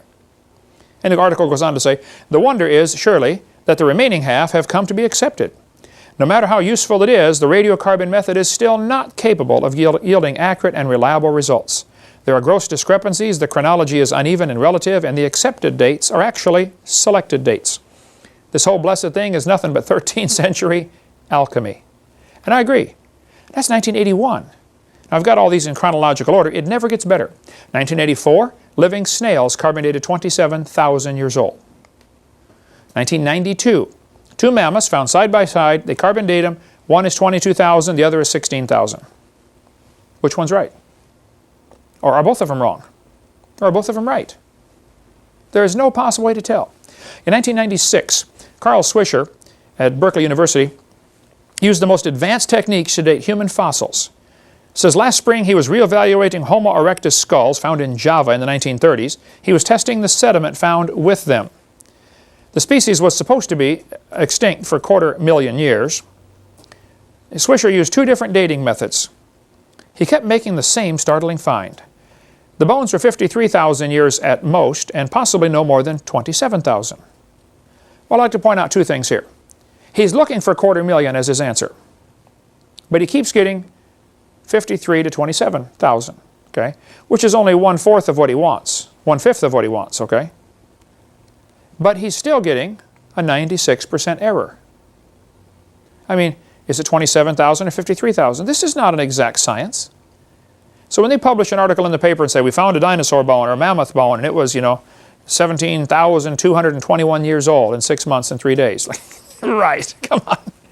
You don't know that. They're making up this stuff, just absolutely making it up. Professor Rainer Prach von Zeiten, earlier the February of 2005, was resigned from a professor because he'd been lying about carbon dating for years. His frauds were exposed in February of 2005. He had dated the Bischoff spire skeleton at 21,300 years old, but when they tested him at Oxford, they said it's only 3,300 years old. 700% error. He had said, Professor Prach had said he had found the oldest German, the first German to ever move to Germany, 27,400 years old. They tested it at Oxford and said, this is an old man that died in 1750. He's 250 years old. The professor had been lying about this stuff for decades, and so he finally resigned in disgrace. Well, he should, okay? One part of a mammoth dated 29,000 years old, another part was 44,000. You talk about a slow birth. That would be it, okay? I like this article from Rand McNally. The last 2 years, an absolute date was obtained for the Gandong beds above the Trinil beds. That's in Indonesia. It has the interesting value of 300,000 years, plus or minus 300,000 years. Boy, they nailed that one right on the head, didn't they? Plus or minus, 300% error. In the Geological Survey Professional Paper 862, and I get some flack over this, but I've got the paper in the library somewhere. We couldn't find it here. There's all kinds of articles about carbon dating things in Alaska. I just want to show you a few things here. They carbon dated sample number SI-454. See that on the map there, on the chart there? And said it was 17,210 years plus or minus 500. Then they tested sample SI-455 and said it's 24,140 years old.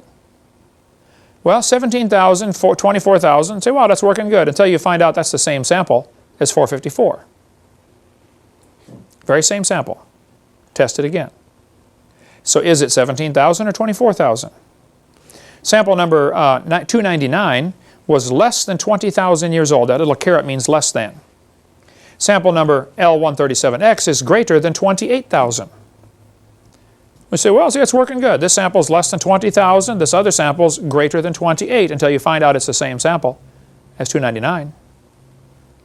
How can a sample be less than 20 and greater than 28 at the same time? I taught algebra for a long time. I don't think you can do such a thing. That's not too good. Living penguins were dated at 8,000 years old. Materials from layers where dinosaur bones were found are carbon dated 34,000 years old. I was in a debate one time and this professor was getting so upset. Finally he said, how can you use Reader's Digest as a resource? I said, sir, I use Reader's Digest as a resource for the picture of the dinosaur bone, okay? It's not the resource for the fact, okay? That's where I got the picture from. Oh, okay. So we went on to the debate. But yes, dinosaurs ought to date, 70 million years old. A Russian scientist dated dinosaur bones at less than 30,000 years old. Hugh Miller from Columbus, Ohio, took in 4 dinosaur bone samples and said, would you carbon date these? And they charged like $600 to carbon date something. They carbon dated them and said they're less than 20,000 years old. He said, oh, by the way, these are dinosaur bones. They said, oh, well, then they're not 20,000. We got to test them again. Why can't they be 20,000? They said, well, we know dinosaurs lived 70 million years ago, so if you had told us that, we never would have carbon dated them. One friend of mine died here several years ago, but he was doing a lot of archaeological work, and he dug down in this well and he found layers of burned wood, which is good to carbon date because obviously, it had carbon in it. And he put them in a baggie, sample number A, from such and such a layer. How many feet down, he labeled it A. Dug down 10 more feet, hit another layer of burned wood. A city had been destroyed, or 20 feet, whatever it was. He labeled it sample B. He took them in to have them carbon dated. Paid them the $600. They said sample A is, I forget, 3,000 years old, and this one's 4,000 years old. He waited 6 months, switched the labels, took them back in, same laboratory, said, I want you to carbon date these samples. Now, sample B, the lower one, is in the top bag. So just switch the labels, and they give them the same results, 3,000 and 4,000. It doesn't work. It's never worked. Here's things to consider about carbon dating. When the sample of, you date a sample of known age, it doesn't work. If you date a sample of unknown age, it is assumed to work. That's not science, okay? As things decay, they produce helium.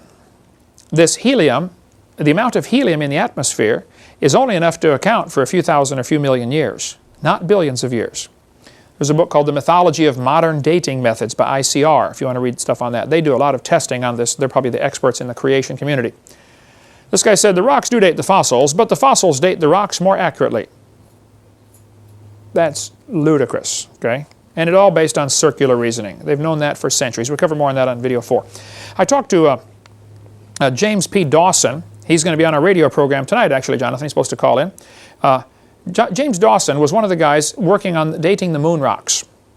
They brought back moon rocks, gave them to his laboratory, and said, how old is the moon rock? He took specimen number 10017, divided it into 6 pieces, and tested it many, many times. How old is it? They got numbers ranging from 2.5 billion to 4.6 billion. That's a 500% error, or 100% error. I talked to him back in '99, and he's in Oklahoma. There's his phone number. He was Chief of Engineering and Operations for the Lunar and Earth Science Division of the Manned Spacecraft Center in NASA in Houston. He worked on lunar samples, including the Genesis rock. He told me they found ages from 10,000 years to several billion in the same rock. His website, jpdawson.com. How can one rock be 10,000 years old and several billion years old at the same time? Something is wrong, okay? The book Bones of Contention has a great chapter at the end called The Dating Game, showing how that they will just change the dates whenever necessary. If it doesn't fit the theory, oh, let's test it again until it fits the theory. See, the theory is important. The facts are not. Evolution, as I've said many times, is a carefully protected state religion. And that's all it is. What about potassium-argon dating? Does that work? Actually, the numbers are bigger, but the problems and assumptions are exactly the same, and you can demonstrate it doesn't work. Potassium decays very slowly. This chart shows the different elements and their half-life. Carbon has a half-life around 5,700 years, but potassium, it takes 1.3 billion years with a B for half of that to disappear. Very slowly decays. By the way, I would like to point out, Your Honor, just for, appeal, that all of the dating methods are based on the decay of an element. Uranium decays to lead. Potassium decays to argon. They're all moving down the periodic table, not up. All going down. Just point out, keep that in mind in case we need to appeal this case, all right? 80% of the potassium in a small sample of iron meteorite can be removed by distilled water in 4.5 hours. Well, if you can take out 80% of it in 4.5 hours, how can you trust any dates you're going to obtain by that? The Canadian Journal of Earth Science ran an article and said, in conventional interpretation of potassium-argon age, it's common to discard ages which are substantially too high or too low compared to the rest of the group, or with other available data such as the geologic time scale. There it is. If you test a sample and its number's too high or too low or doesn't match the geologic column, it gets thrown out. Well, then why are you wasting your time and money testing it? You already know how old you'd like it to be. Give it a number. Pick a number. It's dumb. The KBS tuff, a tuff is a layer of ash or lava, or generally ash that has been packed and turned into rock. It's called tuff, T-U-F-F.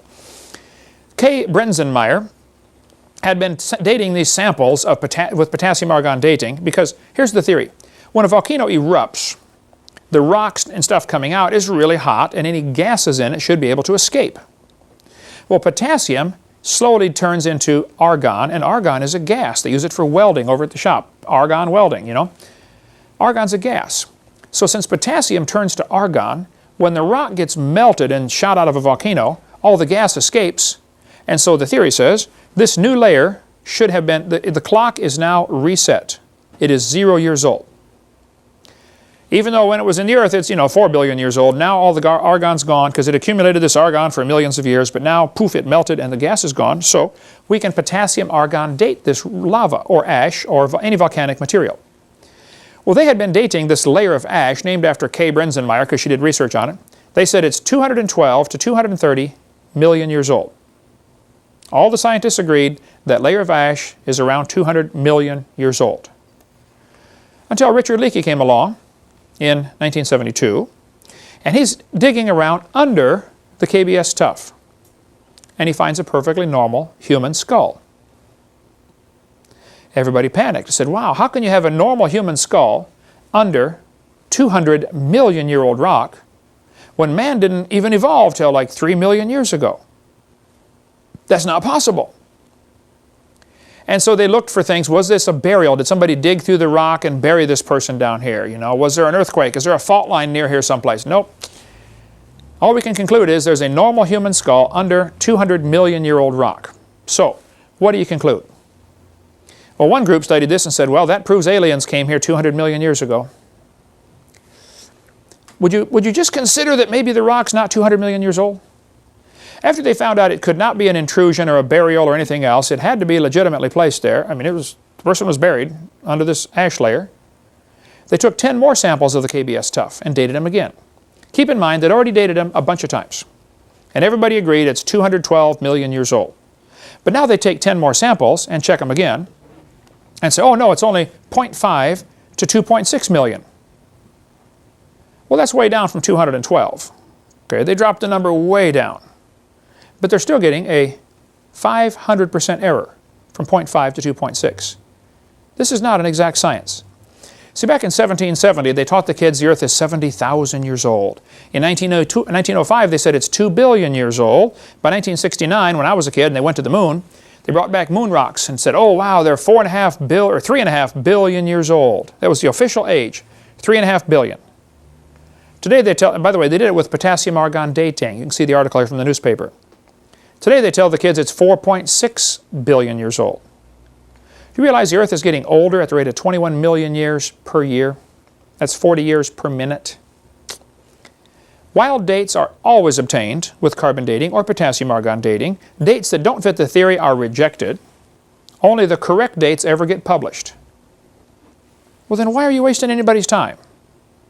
Why? It's not science. The original content cannot possibly be known. You can't know there's been no contamination. You can't know that the decay rates always remain the same. You can't know those things, okay? I'll give you a couple examples of potassium argon problems, and then we'll take a little break. Basalt from Mount Etna in Sicily. By the way, I climbed on Mount Etna when I was over there in Sicily. They knew it erupted in 122 BC.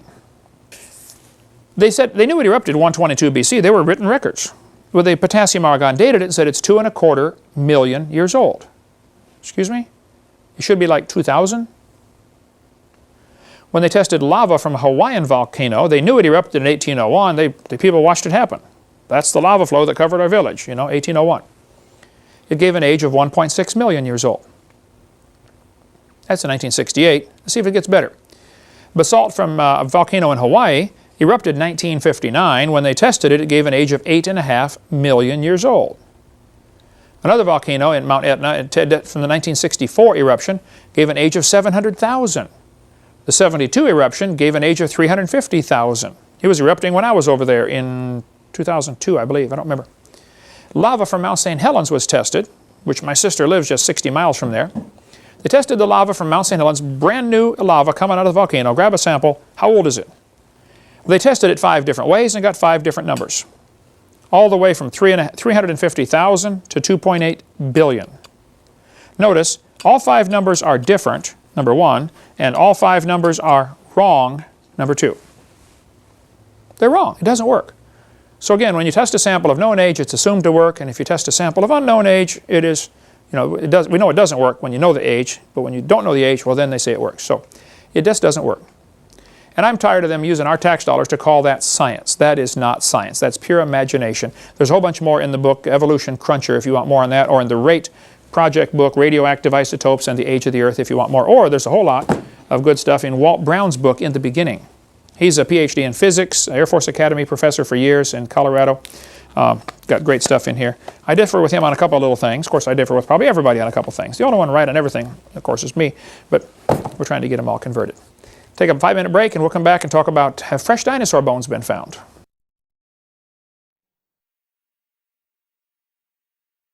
Next question we often get asked is, hey, if dinosaurs drowned in the flood, have we found fresh dinosaur bones? Or if they're all fossilized, take millions of years, doesn't it?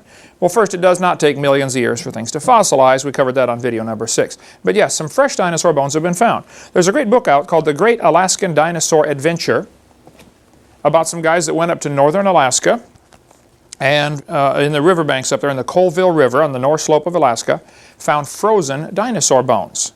I talked to Les Zerbe, my friend up there who's been a missionary for years in in Alaska. I was just up there a few months ago with him. He said he was there. He can fly his plane right to the spot, land there, and dig out some fresh frozen dinosaur bones if we'd like. But yes, they have been found. In journal Science magazine in December of '93, they said, reported an amazing preservation of the bones of a young duck-billed dinosaur found in Montana. Under a microscope, the fine structure of the bones was seen to have been preserved to such an extent that cell characteristics could be compared to cells of chicken bone. Anybody who teaches dinosaurs died millions of years ago has not studied the real evidence, okay? In northwestern Alaska, in 1961, a geologist found a bed of dinosaur bones in unpermineralized, that's unfossilized condition.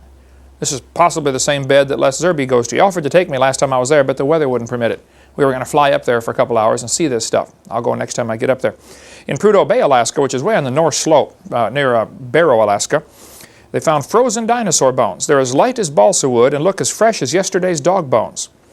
The structure was porous and the fossils were not mineralized, not fossilized. A Canadian Indian, Eskimo, in 1987 on Bylot Island up in northern Canada, found part of a lower jaw of a duck-billed dinosaur. It was in fresh condition. Joe Taylor, our friend from Crosbyton, Texas, has a website, mountblanco.com. He has dug up dinosaur bones before that are not fossilized. He's dug up dinosaurs all over the world. But in the summer of 2005, they found dinosaur tissue inside a T-Rex leg bone, and the dinosaur tissue was still soft. Now, the scientists are trying to figure out, like John Horner from Montana is trying to figure out how could they stay soft for 70 million years? The thought will never cross his mind that maybe they're not 70 million years old. Okay, he's already committed to that. And to say maybe they're only 6,000 years old or 4,400 years old from the flood would absolutely be anathema to them. They will never consider that. So now they're going to probably get a government grant and try to figure out how could they stay soft for 70 million years. They're totally asking the wrong question. The question is when they formed, not how they formed. Here's a picture from a magazine showing they found a fossilized dinosaur, still had what they thought, and I believe was confirmed, was the heart, soft tissue, fossilized in a dinosaur. Up in Alaska, they frequently find dinosaurs. Well, Alaska's cold.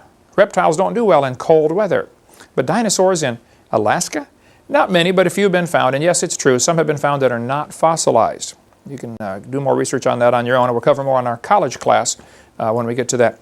If there really was a flood, I often get the question, well, where's all the humans? Why aren't there more human bones?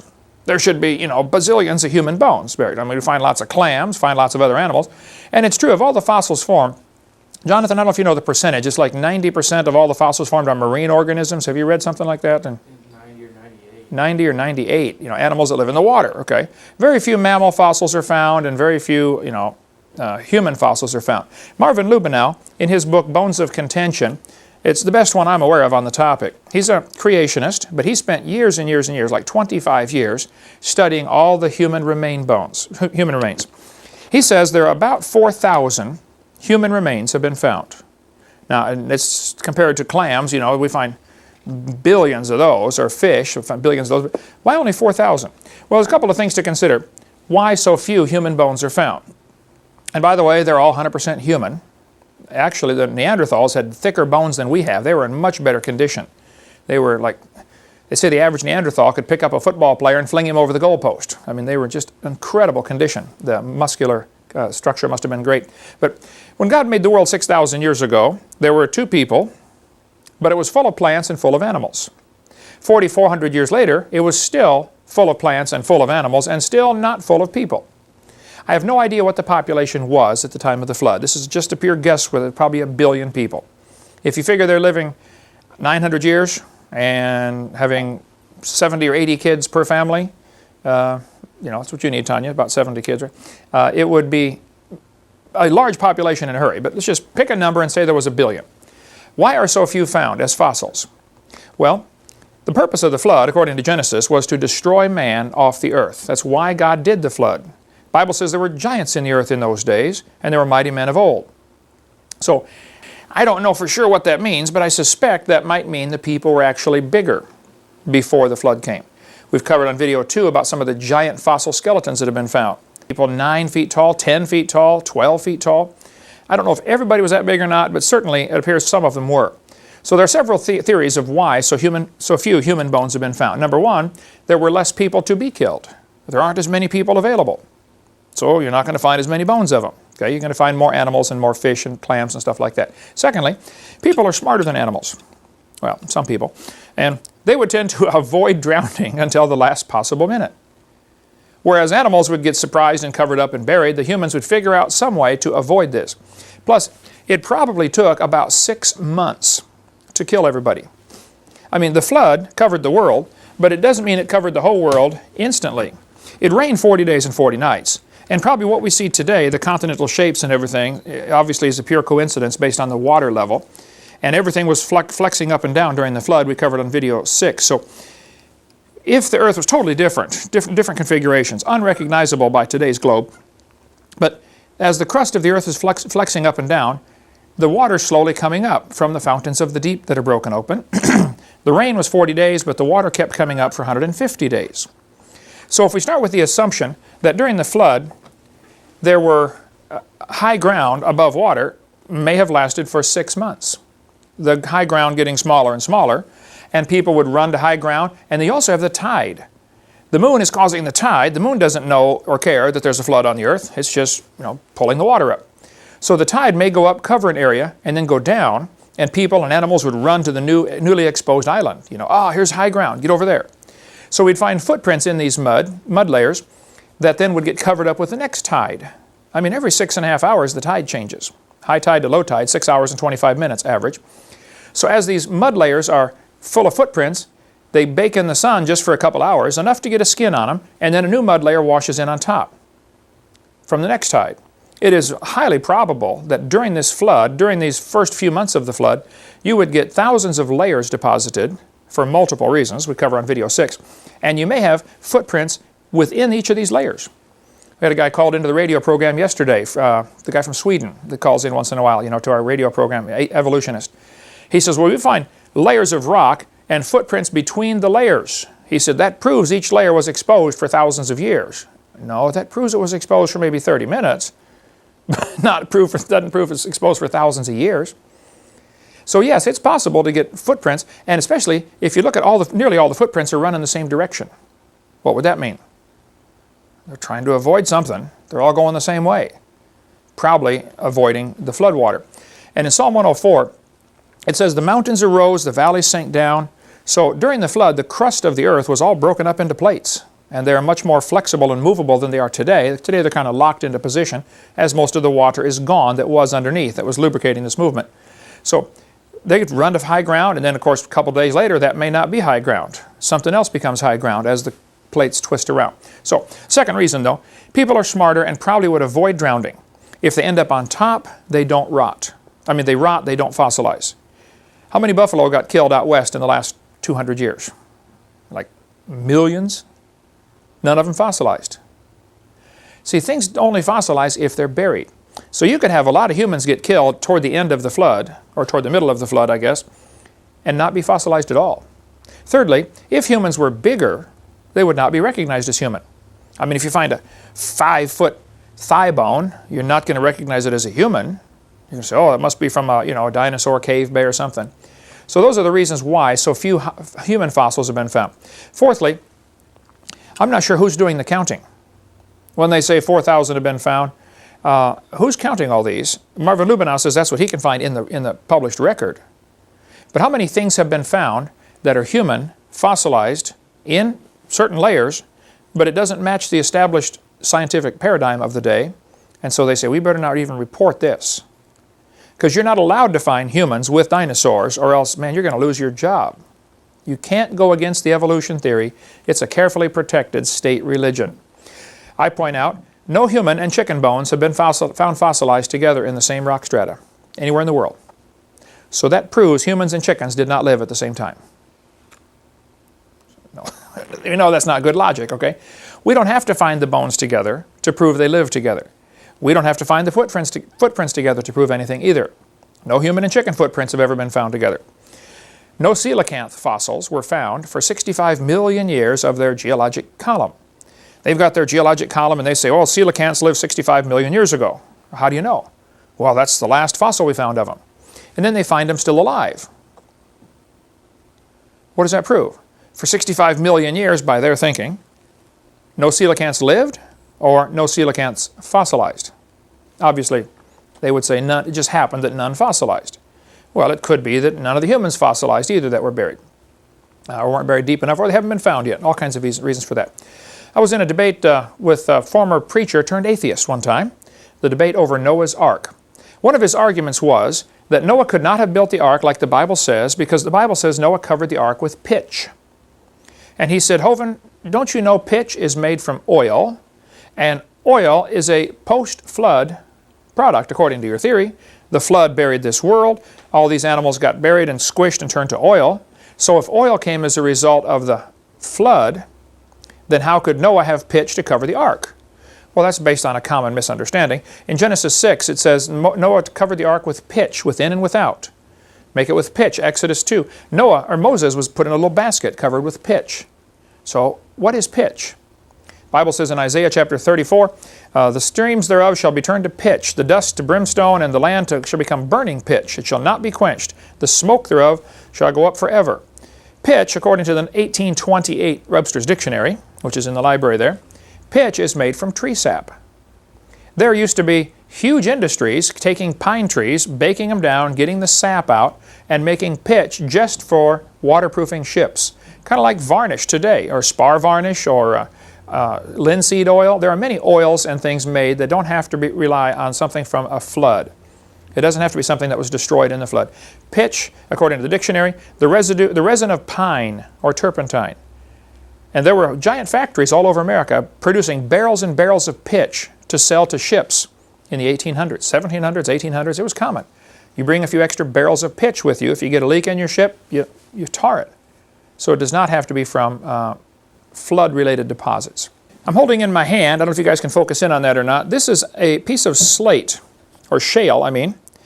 There are probably 60 layers to it, real thin layers, and you can see oil oozing out the side.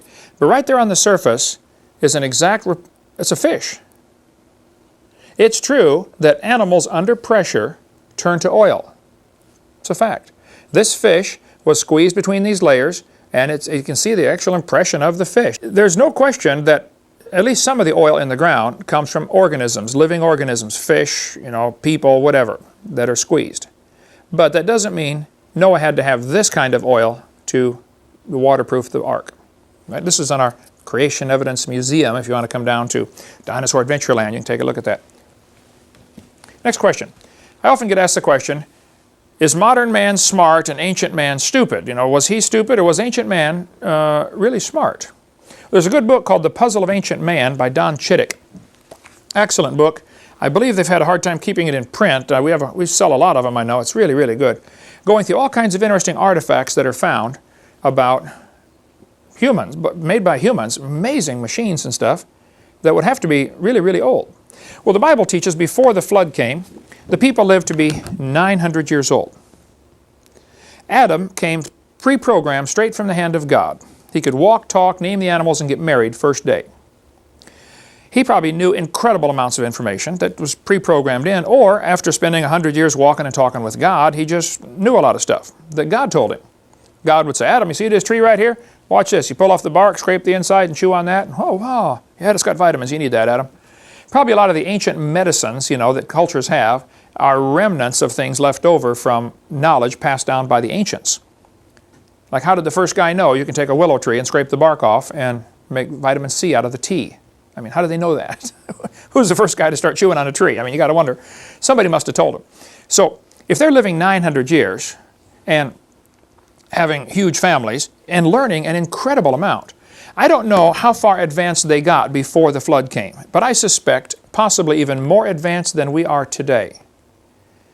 And some people say, well, why don't we dig up their cities? Well, the problem is we're looking at things that we need today and assuming that they needed them before the flood. Suppose they lived in a world with perfect weather. You don't need a house. Just go sleep on the grass. Suppose you lived in a world where none of the animals would harm you. All the animals were friendly. Everything's vegetarian, Genesis 1:29. Again, you don't need a house. And why don't we find their cars? Well, man, if you're 9 or 10 or 12 feet tall and can run 50 miles an hour, and everything's growing in your yard, you don't need to go anywhere anyway. Why do you need a highway system? Why do you need a car? You don't need airplanes. You don't need trains. So if you can think Garden of Eden conditions, the things that they needed would not be the same things that we need. After the flood, the people were still living to be 400 years old. So a lot of this knowledge would be retained. Now today, about the time you know everything, you're 80 years old and you die. Now you can't pass it on to anybody else. But if you could live to be 400 or 500, you could pass on your knowledge to your great-great-great-great-great-great-grandchild. So it'd just be a real, real different world back then. So a lot of this knowledge, I think, went to the grave. But in the old days, you could go talk to your great-great-great-great-grandfather and get advice. And he'd give you some really cool advice on how to do certain things. Many civilizations after the flood would arise very quickly. If you got a bunch of smart people, Noah's sons, having 15, 20 kids per family or whatever, and they're going to go off to this area and they're going to build their own civilization. Well, it wouldn't take them long as they've got high IQ. They might not have all the technology. They might have to make stone tools at first, until they can dig a hole to find the iron to melt it down to make the steel tools. They would know how to do it. It's kind of a Gilligan's Island situation. But within 50 years, you could build a civilization. You look at Robinson Crusoe, you know, lands on an island. Say after 20 years, he's got a whole, got a farm, got a house, got a fort, did it all himself, you know. So yeah, it doesn't, especially you get smart people in situations like that, you can build a civilization in a hurry. It's interesting, if you study history, all of the ancient civilizations, the Babylonians, the Sumerians, the Greeks, they all, or the Chinese, they just arose out of nowhere. Poof, there's a civilization. There's no evidence of this stuff they teach in school, of them going from hunters and gatherers and grunts and groans, you know, caveman stuff, becoming civilized and building cities. There's no evidence of that. It's, farther back you go, it's all of a sudden, poof, there's the beginning of the Egyptian civilization, the beginning of the Chinese civilization, just like they moved in and built it in less than 100 years. So some strange things have been found in the fossils, as in the ground, that would indicate man used to be really smart. This little airplane, for instance, is in the Smithsonian, I believe. Right, yeah, in Smithsonian. It was found in a grave in Colombia. It's about 1,000 years old. But it's an airplane, quite obviously, with all the features of an airplane. But it can't be an airplane, according to the evolutionist, so therefore they have it labelized in the Smithsonian as a stylized insect. Now tell me, does that look like a stylized insect to you? See, they can't admit that ancient man knew about airplanes because that would go against the theory. The theory says modern man is smart, ancient man was stupid, he was, you know, a chimpanzee walking on four most of the time, slowly came up, and here we are today, the gods of the universe. That's the thinking in their mind. Actually, the evidence shows the opposite of that. Here's an airplane, again, found in an Egyptian tomb this time, 2,100 years old, pre-Christ. How did they know about airplanes? A little model airplane. They knew about flight. This iron pot, we've got a model of it here, was found inside a lump of coal. This is a replica. You can get a replica from Carl Baugh. They're breaking open a lump of coal, and there's an iron pot inside. They examine the coal that comes out, and it's molded right to the pot on both sides. I mean, the coal formed around the iron pot. What would you conclude? That a coal miner dropped it? No, because then the coal won't be conformed to the pot. I would conclude that they had iron and were making iron vessels before the flood. During the flood, they got buried in a forest of trees and squished and turned to coal, and of course it's not going to affect the iron any. How do you get an iron pot and a lump of coal? Ancient man must have been smart, not primitive. In Peru, they've got giant stone walls like the one in the picture here. These stone walls are phenomenal. Some of the rocks in there are so huge, we can't even move them today. There's more in the Puzzle of Ancient Man about that topic if you want to read more, but there's one of the stones down in Peru weighs 20,000 tons. Now to give you an idea how big that is, the largest crane on Earth today can lift 3,000 tons. I think they just built one in Japan, if I recall, for unloading ships. I just heard about it in 2003 or 4, that can lift 6,000 tons. Something like that. That may be the new, somebody's going to say, oh, Hovind, you're wrong, it's more, 3,000 is wrong, you're lying. I'm not lying, I just don't know. I think it's 6,000 tons now, okay? But still, you've got stones up here that weigh 20,000 tons. How did they move that? Who did it and how did they do it? I don't think it's logical to say ancient man was primitive. They must have known something we don't know today. Like this guy said, what is truly impossible about the block is that it's the size of a 5-story house and weighs 20,000 tons. We have no combination of machinery today that could dislodge such a weight, let alone move it. We can't even break it loose from the ground, let alone move it. We can't do it. This bell was found inside a lump of coal in West Virginia. The guy who had it on his desk for years later moved to Central Florida, and I've not been able to, he's an old man now, I've not been able to get a hold of him lately, so if you get his address, let me know. Because I think he needs to have that on display at a Creation Museum in Pensacola, Florida. That's what I think. This thing was analyzed, and they said, well, this is some kind of strange, old, like a Buddhist type god on top of here. But how could you find a brass bell inside coal? Ancient man knew how to work with all the metals. The Bible says Tubal-Cain was an artificer in brass and iron. That's Adam's grandson. They were already working with brass and iron. This little zinc and silver vessel was found inside rock, supposed to be 600 million years old. Well, I disagree with the 600 million year part, but they knew about things. There's a great article in the Puzzle of Ancient Man about the little device found in a ship that was sunk in 100 BC in the Aegean Sea, which is right next to Greece. Okay? It's got an analog computer on board. How on earth did they know about analog computers in 100 BC? It's called the Antikythera device, Antikythera mechanism. The History Channel in March of 2005 was amazing. It had a whole hour-long message about this Antikythera device found in Greece. They actually built a working model of it and said this thing, by turning the crank, would be able to predict where the planets would be or the sun would be. It'd be like an amazing computer for ships navigating. 100 BC. No, ancient man was not primitive. You can get copies of this hammer from our museum. This Dr. Baugh has the original in his museum. He lets us make replicas of it. This was found in 1934 in Texas, New London, Texas. When they first found the hammer, the handle was petrified, what was left of it. And they looked at the hammer and said, man, it was in solid rock. I said, what on earth? How can a hammer be in rock? And the rock was supposed to be 400 million years old. So, of course, guys who believe in evolution would say, well, that just proves aliens visited the planet 400 million years ago and one of them dropped his hammer. I mean, that's the kind of logic they use. Instead of thinking, you know, maybe our whole time scale's wrong. They will never consider that. They cut a little notch in the hammer with a file in 1934 to see what kind of metal it was. It is still not rusted, the notch. It's a type of a stainless steel.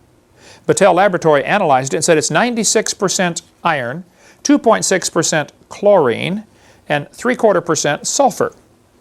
And then they said, you know, we don't think you can get those elements to combine unless you do it under a much stronger magnetic field. Probably the pre-flood Earth had a magnetic field 8 or 10 times stronger than what we have today. This was found in Iraq, this little battery. Quite a few of these were found. They knew about electricity 2,000 years ago. The Egyptians apparently knew about electricity.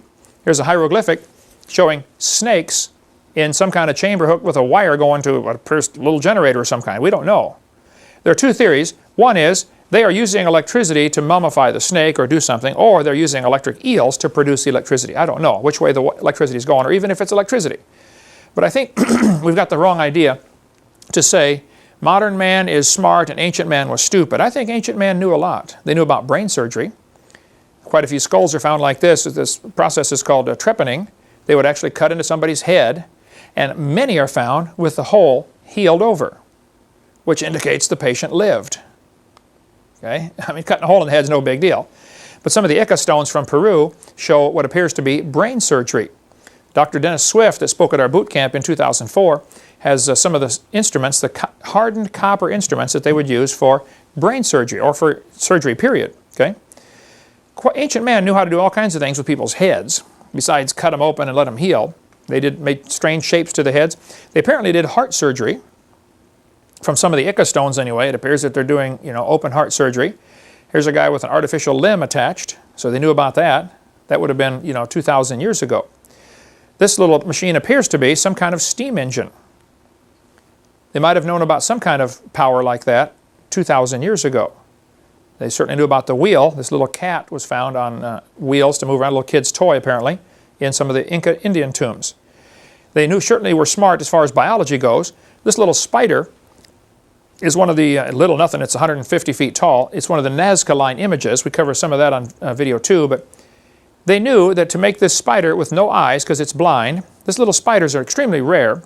It's only 1/8 of an inch long, and it lives in caves, in the dark, in the Amazon, 1,000 miles away from where the drawing is. So they really knew about their biology. And they knew to make the one leg longer, and it's the correct leg too. Third leg down on the right side. That leg, during mating season, for 15 seconds, that one leg grows longer and exchanges DNA off the tip of that leg. And they knew that.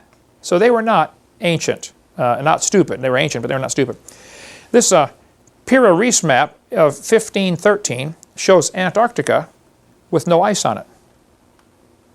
How did they know to, first of all, how did they find Antarctica? How did they know to map it with no ice? Something was different, okay? This metallic sphere was found in South Africa. It has 3 parallel grooves around the equator, but it was found in what they said was pre-Cambrian material, 2.8 billion years old. Well, of course, I disagree with the 2.8 billion years.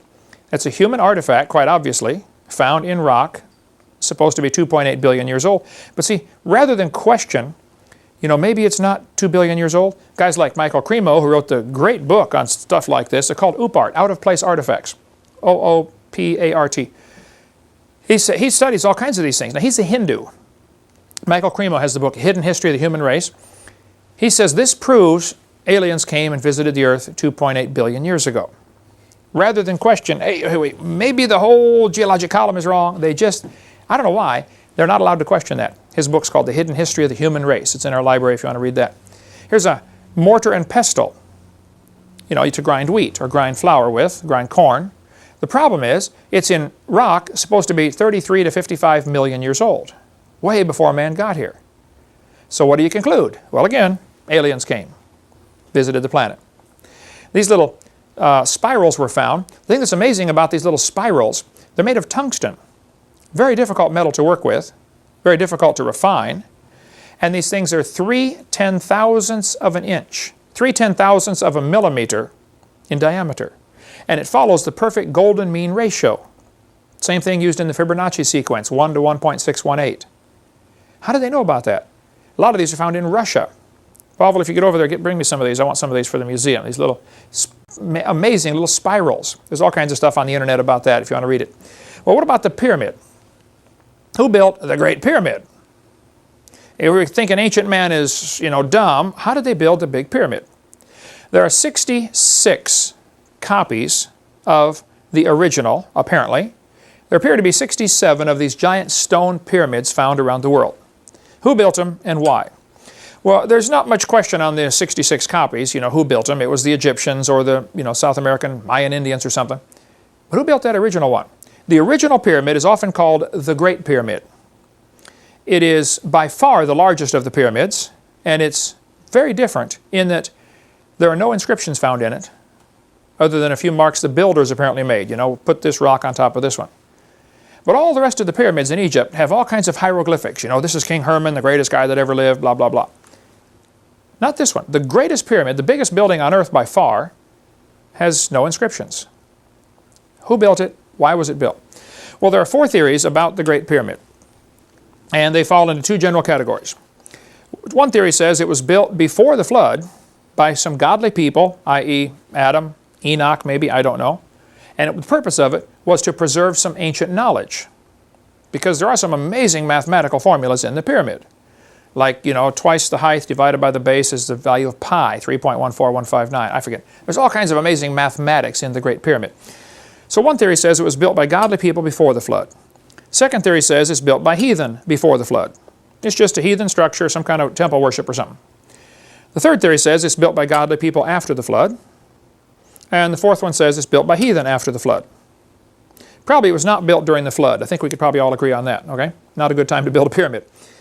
I kind of lean toward number 1, but I wouldn't prove that. I couldn't prove it and wouldn't be dogmatic about it. I think some godly people, probably Enoch, built this pyramid to preserve the gospel story. One of the theories on all this is, of course, Adam did not have a Bible. So God gave him the gospel story in the stars. This is what many people think, and I kind of lean that way, though I'm willing to discuss it. Noah did not have a Bible. And if the canopy was gone that used to protect him and probably amplified the light so they could see the stars better before the flood, you know, 20 inches or 30 inches of ice, compacted, super frozen, like we talked about on video 2, that canopy before the flood would have actually made it easier to see the stars, and they could actually hear the music of the stars. The zodiac, that's one of the theories. But Noah didn't have a Bible. He had a couple chapters, because Adam actually wrote part of Genesis. Okay, we cover that in the teledose coming up here soon.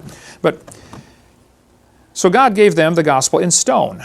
This is how it preaches good. Whether it's true or not, I don't know. But basically, there used to be the gospel in stars, then there was the gospel in stone, and today we have the gospel in Scripture. The 3 different ways. Now, let's assume that there may be some truth to that and go from there. If there isn't, it's not a big deal. I won't lose any sleep over it. But the Great Pyramid is an amazing structure. By far the largest building on the planet today. Still, largest building in the world. Built bigger than anything ever built by man since. Some people think the Isaiah 19:19 passage is referring to the pyramid. It says, "In that day there shall be an altar to the Lord in the midst of the land of Egypt, and a pillar at the border thereof. And it shall be for a sign and a witness." There are quite a few folks who think that the pyramid is this is it. Because their teaching goes that Egypt split into two kingdoms, northern and southern kingdom, and they were fighting in civil war kind of stuff, and this pyramid is right on the border. And then when they united, it's now in the midst thereof. So it is both at the border and in the midst. Otherwise, how could a building be that way? Now, of course, the Jehovah's Witnesses have gone crazy with the pyramid. There are all kinds of books by Jehovah's Witnesses thinking, oh, this prophesies everything and proves Jehovah's Witnesses are right, And they kind of take it to real wild extremes. And there are many books available on the pyramid, some of which are absolutely loony.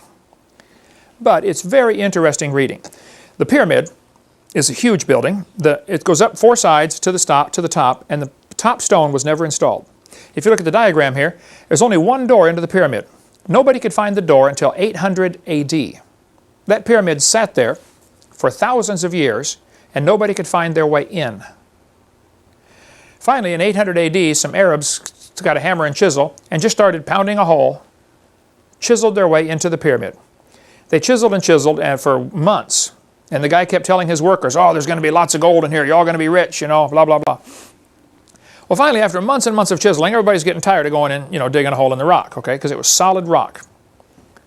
Finally, they were close to giving up, and they heard a noise of a rock falling. And he said, oh, it came from over that way. Let's chisel there.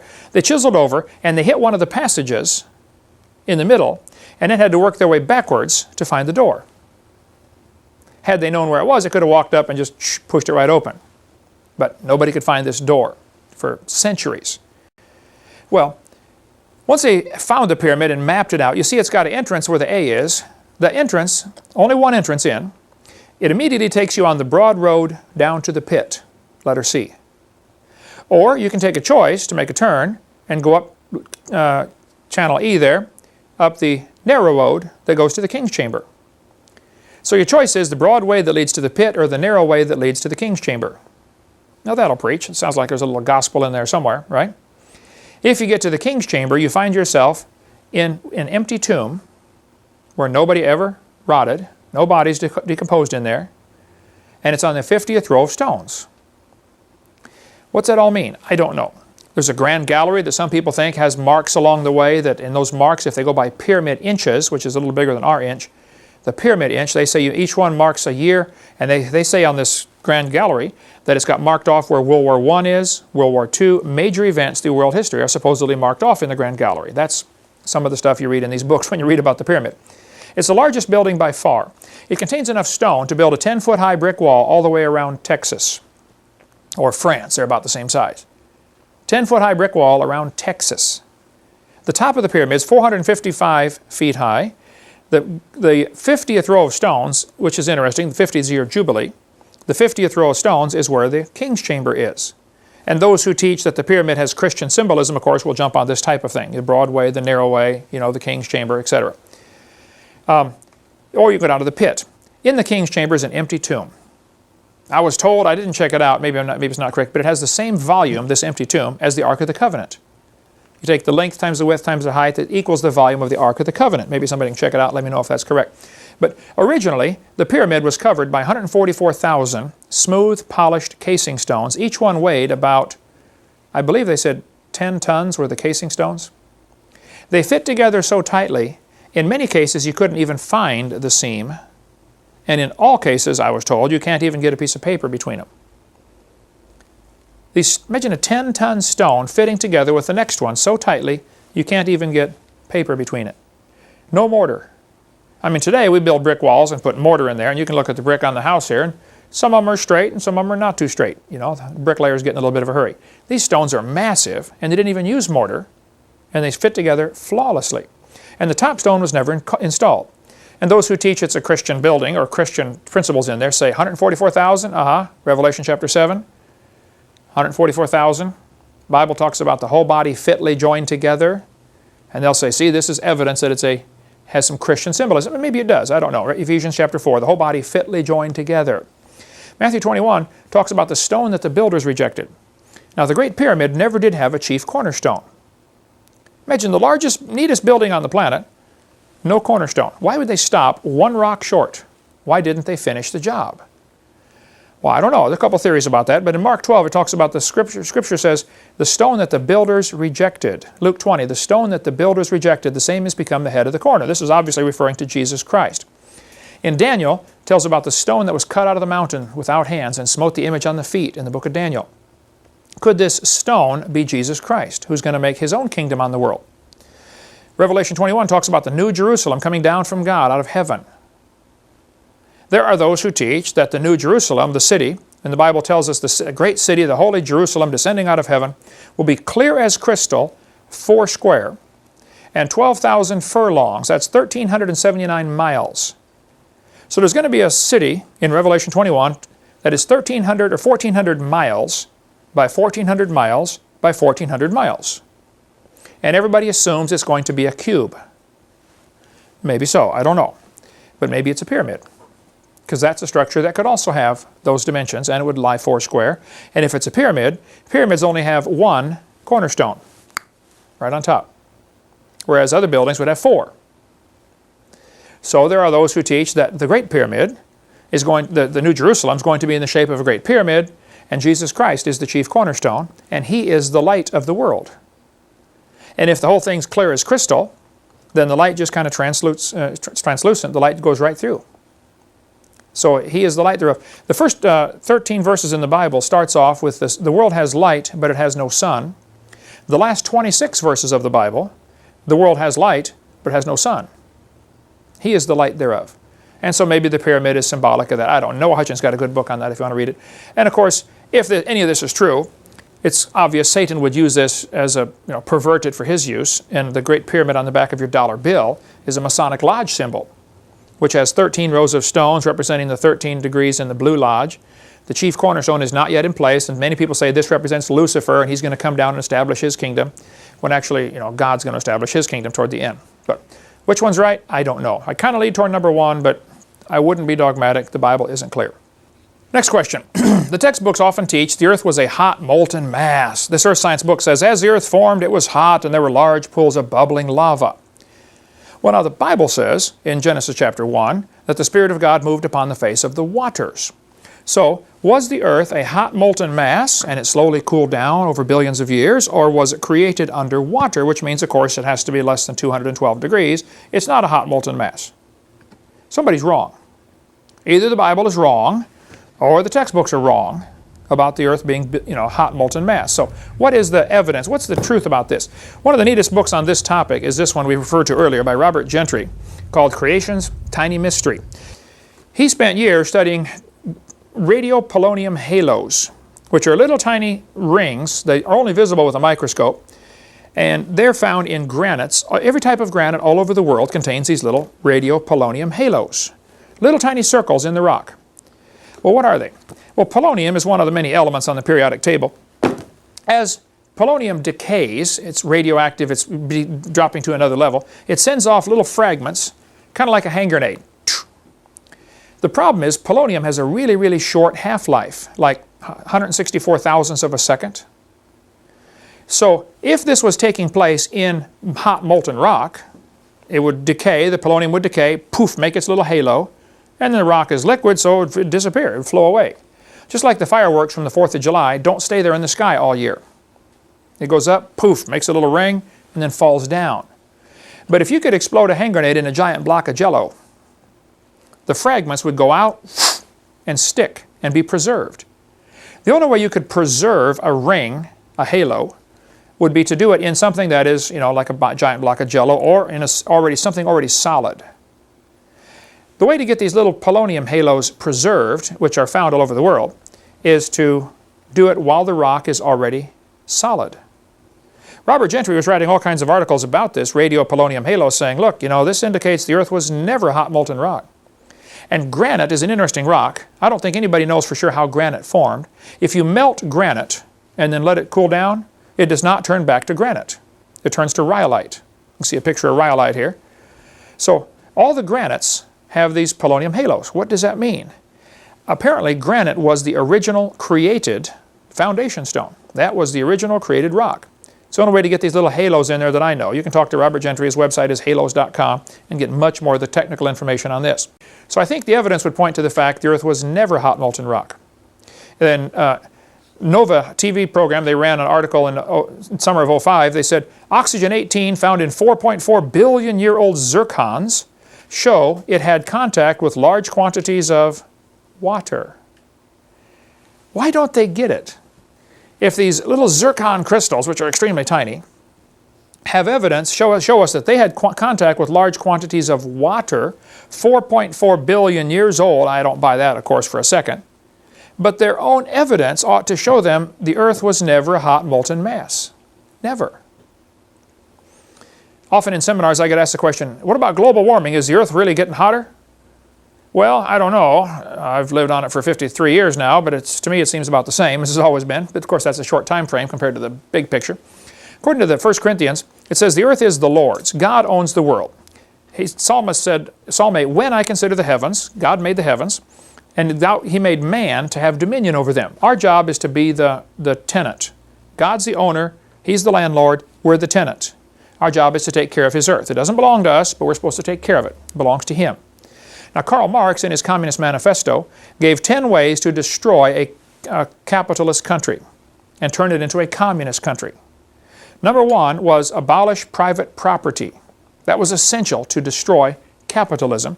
Nobody's allowed to have private property. Well, if you read through the Bible in Leviticus 25, it talks about in the 50th year they have the year of Jubilee. You proclaim liberty throughout the land and everybody returns to his possession. There's a good link here between liberty and having your own possessions. See, if you own it, you control it. So if God created the world, He owns it. He controls it, and He's let man use it for His glory. And there are those who don't like that idea, guys like Karl Marx and communists. They think, no, the world belongs to us, and we control it. There is no God. But in 1 Kings, it talks about having your own vine, your own fig tree, drink water out of your own cistern, running waters out of your own well. Private property is essential to liberty. And Peter Burrell said, we reject the idea of private property. Kids in school today are having pledges like this. Talk about stupid. This kind of stuff's on the walls of many public schools. I pledge allegiance to the earth, which I do love and depend on, and to all life on land, air, and sea, which is as much a part of earth as me. This one says, I pledge allegiance to the world, to care for earth, sea, and air, to honor every living thing with peace and justice everywhere. Jacob Redstead told me a couple years ago, he said when he was in 3rd grade in elementary school in Minnesota, his teacher, Miss Klophocky, took down the American flag and had the 3rd graders pledge to the earth instead. Can you imagine? Boys and girls, we're going to pledge to the world today. We're starting these kids in 3rd grade. Half the cartoons on Saturday morning TV now are that kind of way, Destroy the mean old capitalists, that are destroying the world, and save the planet, Captain Planet. There's all kinds of cartoons designed to get the kids thinking that, we got to save the earth. Well, I am against pollution and I'm against destroying things unnecessarily, okay? But the real purpose of this environmental movement and the big scare about global warming is not to save the earth. The purpose is to establish communist plank number 1. Abolish private property. They want you to have to get a permit to cut down a tree on your own property. One guy in California had this tree was growing, obviously, into his house. And it was crushing the front porch. The house was 100 and some years old. And it had been planted and the tree was growing and was caving in the front porch. So he went to get a permit to cut down the tree. And they said, you can't cut down the tree because, the trees are protected. He said, well, then I need to get a permit to remodel my porch. They said, no, that's a house is 100 years old. That's a historic building. You can't remodel the porch. Talk about stupid. Why go ask for a permit at all? That's what starts the problem. But see, once people sign a contract to become a servant of whoever, now you're under contractual law. If you sign a contract to become 501c3, well, then you better do everything they tell you to do. Okay? So don't sign the contract. Don't get yourself tangled up in those things. And that gets difficult to do. But there's a good book on the global warming question if you want to read more. It's called Facts, Not Fear. I'm sure it's available lots of places, but Marilyn Quayle, Dan Quayle's wife, the former vice president, wrote the foreword to it. What is the real evidence about global warming? And you can take a look through that if you'd like. It's in our library, or order your own if you'd like. They said in a magazine that man-made rainforest baffles scientists. They said, a man-made rainforest that should have taken millennia to evolve has baffled scientists by springing up in just 150 years. This business of us destroying the planet and destroying these ancient rainforests and, oh, we're going to ruin the world and the sky is falling is, I think, baloney. And there are a lot of environmentalists that are probably very sincere, very intelligent, and very wrong. And they're fighting the wrong battle. Now, it's true, people abuse the environment, and when somebody's dumping chemicals upstream from my house, I'm going to sue them and say, don't dump that in my water supply, okay? That's fine. But if there's an environmental problem, is the government the one to fix it? Show me anything they fixed. If they fix it, it'll cost 10 times more than it should, and probably still won't be right. I do believe in global warming, though. The Bible says in Revelation 16, the fourth angel poured out his vial upon the sun, and the power was given to him to scorch men with fire. There's going to be global warming. Hasn't happened yet. Coming soon to a city near you.